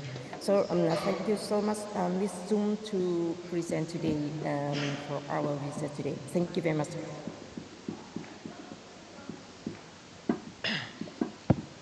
Thank you, Professor Nguyen and Ms. Dung. I was truly going to open another Q&A session, but judging at the time, and the committee has wheeled in our lunch boxes, so I think I will have to conclude our conference right now. And the following questions that Bapak Ibu may address to our distinguished speakers could be delivered through our following gastro diplomacy session, aka lunch while conversing. To conclude our conference, I will give the floor back to each of our distinguished speakers to give a closing 2 seconds remarks. Let's start with Professor Sigit. Please, Professor. Okay, thank you so much. So we have to be very critical, very careful while responding to the current situation. But as I mentioned earlier, legal strategies along with political and economic strategies must be hand in hand to bring and to keep Indonesian national interest still applicable and still maintain the unity of Indonesia without violating current international trade law. Thank you. Thank you, Professor Sigit. Professor Hazmi, please. Thank you very much. So in this short time span of less than 2 minutes, as a representative, as an academic representative of my country, which is now chairman of ASEAN, Malaysia has always found a way in order to promote peace, to promote stability, and also friendship among nations. And I think we have done quite a good job, especially in relation with what happened between Thailand and Cambodia, and also in order to make sure that free navigation applies throughout Southeast Asia. So I share the sentiment of what my country believes in. We believe in peace, stability, and to have good relationship with our immediate neighbors. In this particular sense, is of course Indonesia, one of our most important partner and also friend. So thank you very much again for the invite, and I hope to see you again in the future. Thank you, Prof. Hazmi. Professor Sriwartini, please. Okay, thank you very much for all of the speakers and also all of the audience here. So as my major is international environmental law, so I would like to encourage all of us that we have to participate how to reduce our emission, starting from our footprint, so that every day we contribute to the global warming. So maybe that we are not aware about this, but starting to know, even for small thing, that we start from ourselves. Everything that we can do together, of course, that we are going to get some kind of beneficial matter, so that hopefully that we can expect we are going to be safe in our life and save our planet, because our planet is only one, so we together to save the planet. Thank you very much. Assalamualaikum warahmatullahi wabarakatuh. Waalaikumsalam warahmatullahi wabarakatuh. Is Professor Nguyen still with us? Yeah?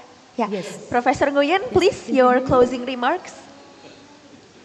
Yes, so, thank you very much for your inviting today, and I could like to express my expresses, and thank you so much for the presenting today key speaker, and ladies and gentlemen, and I could like to sincerely thank all distinguished speaker and participants for your valuable contributions.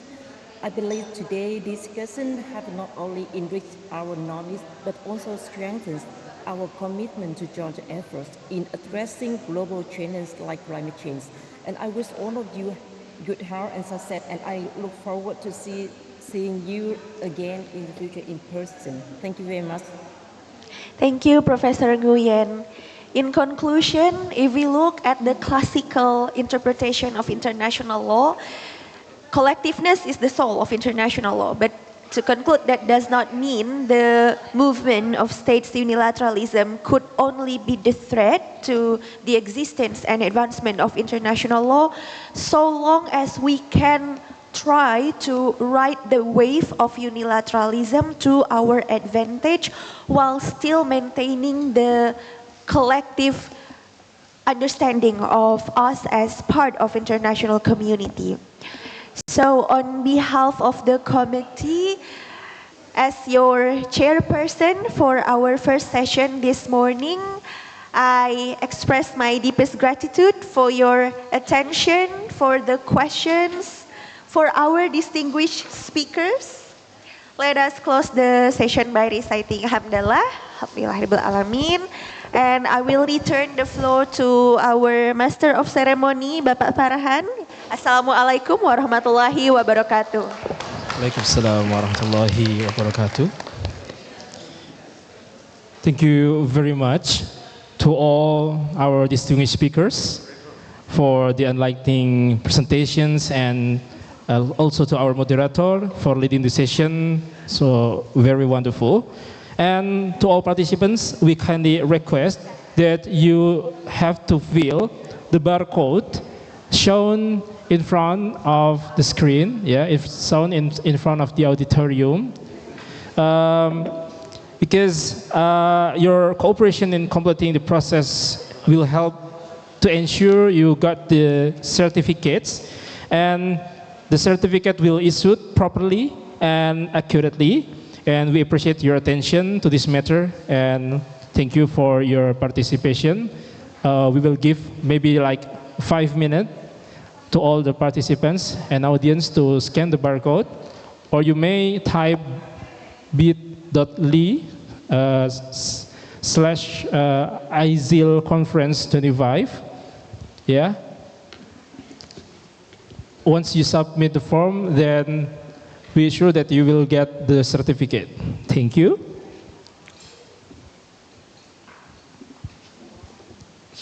You may use your laptop or your device, such as tab or phone, to fill attendance form for conference participants.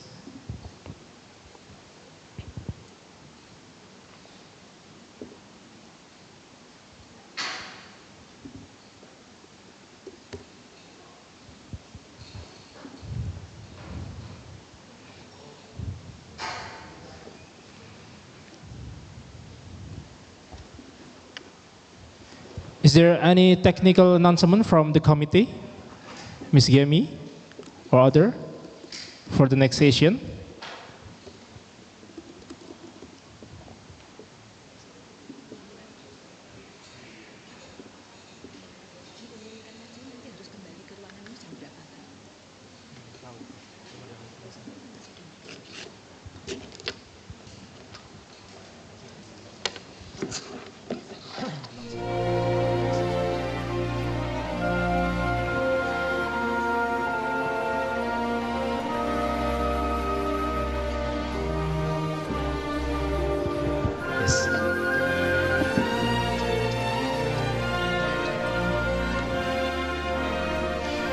Right, so we also want to announce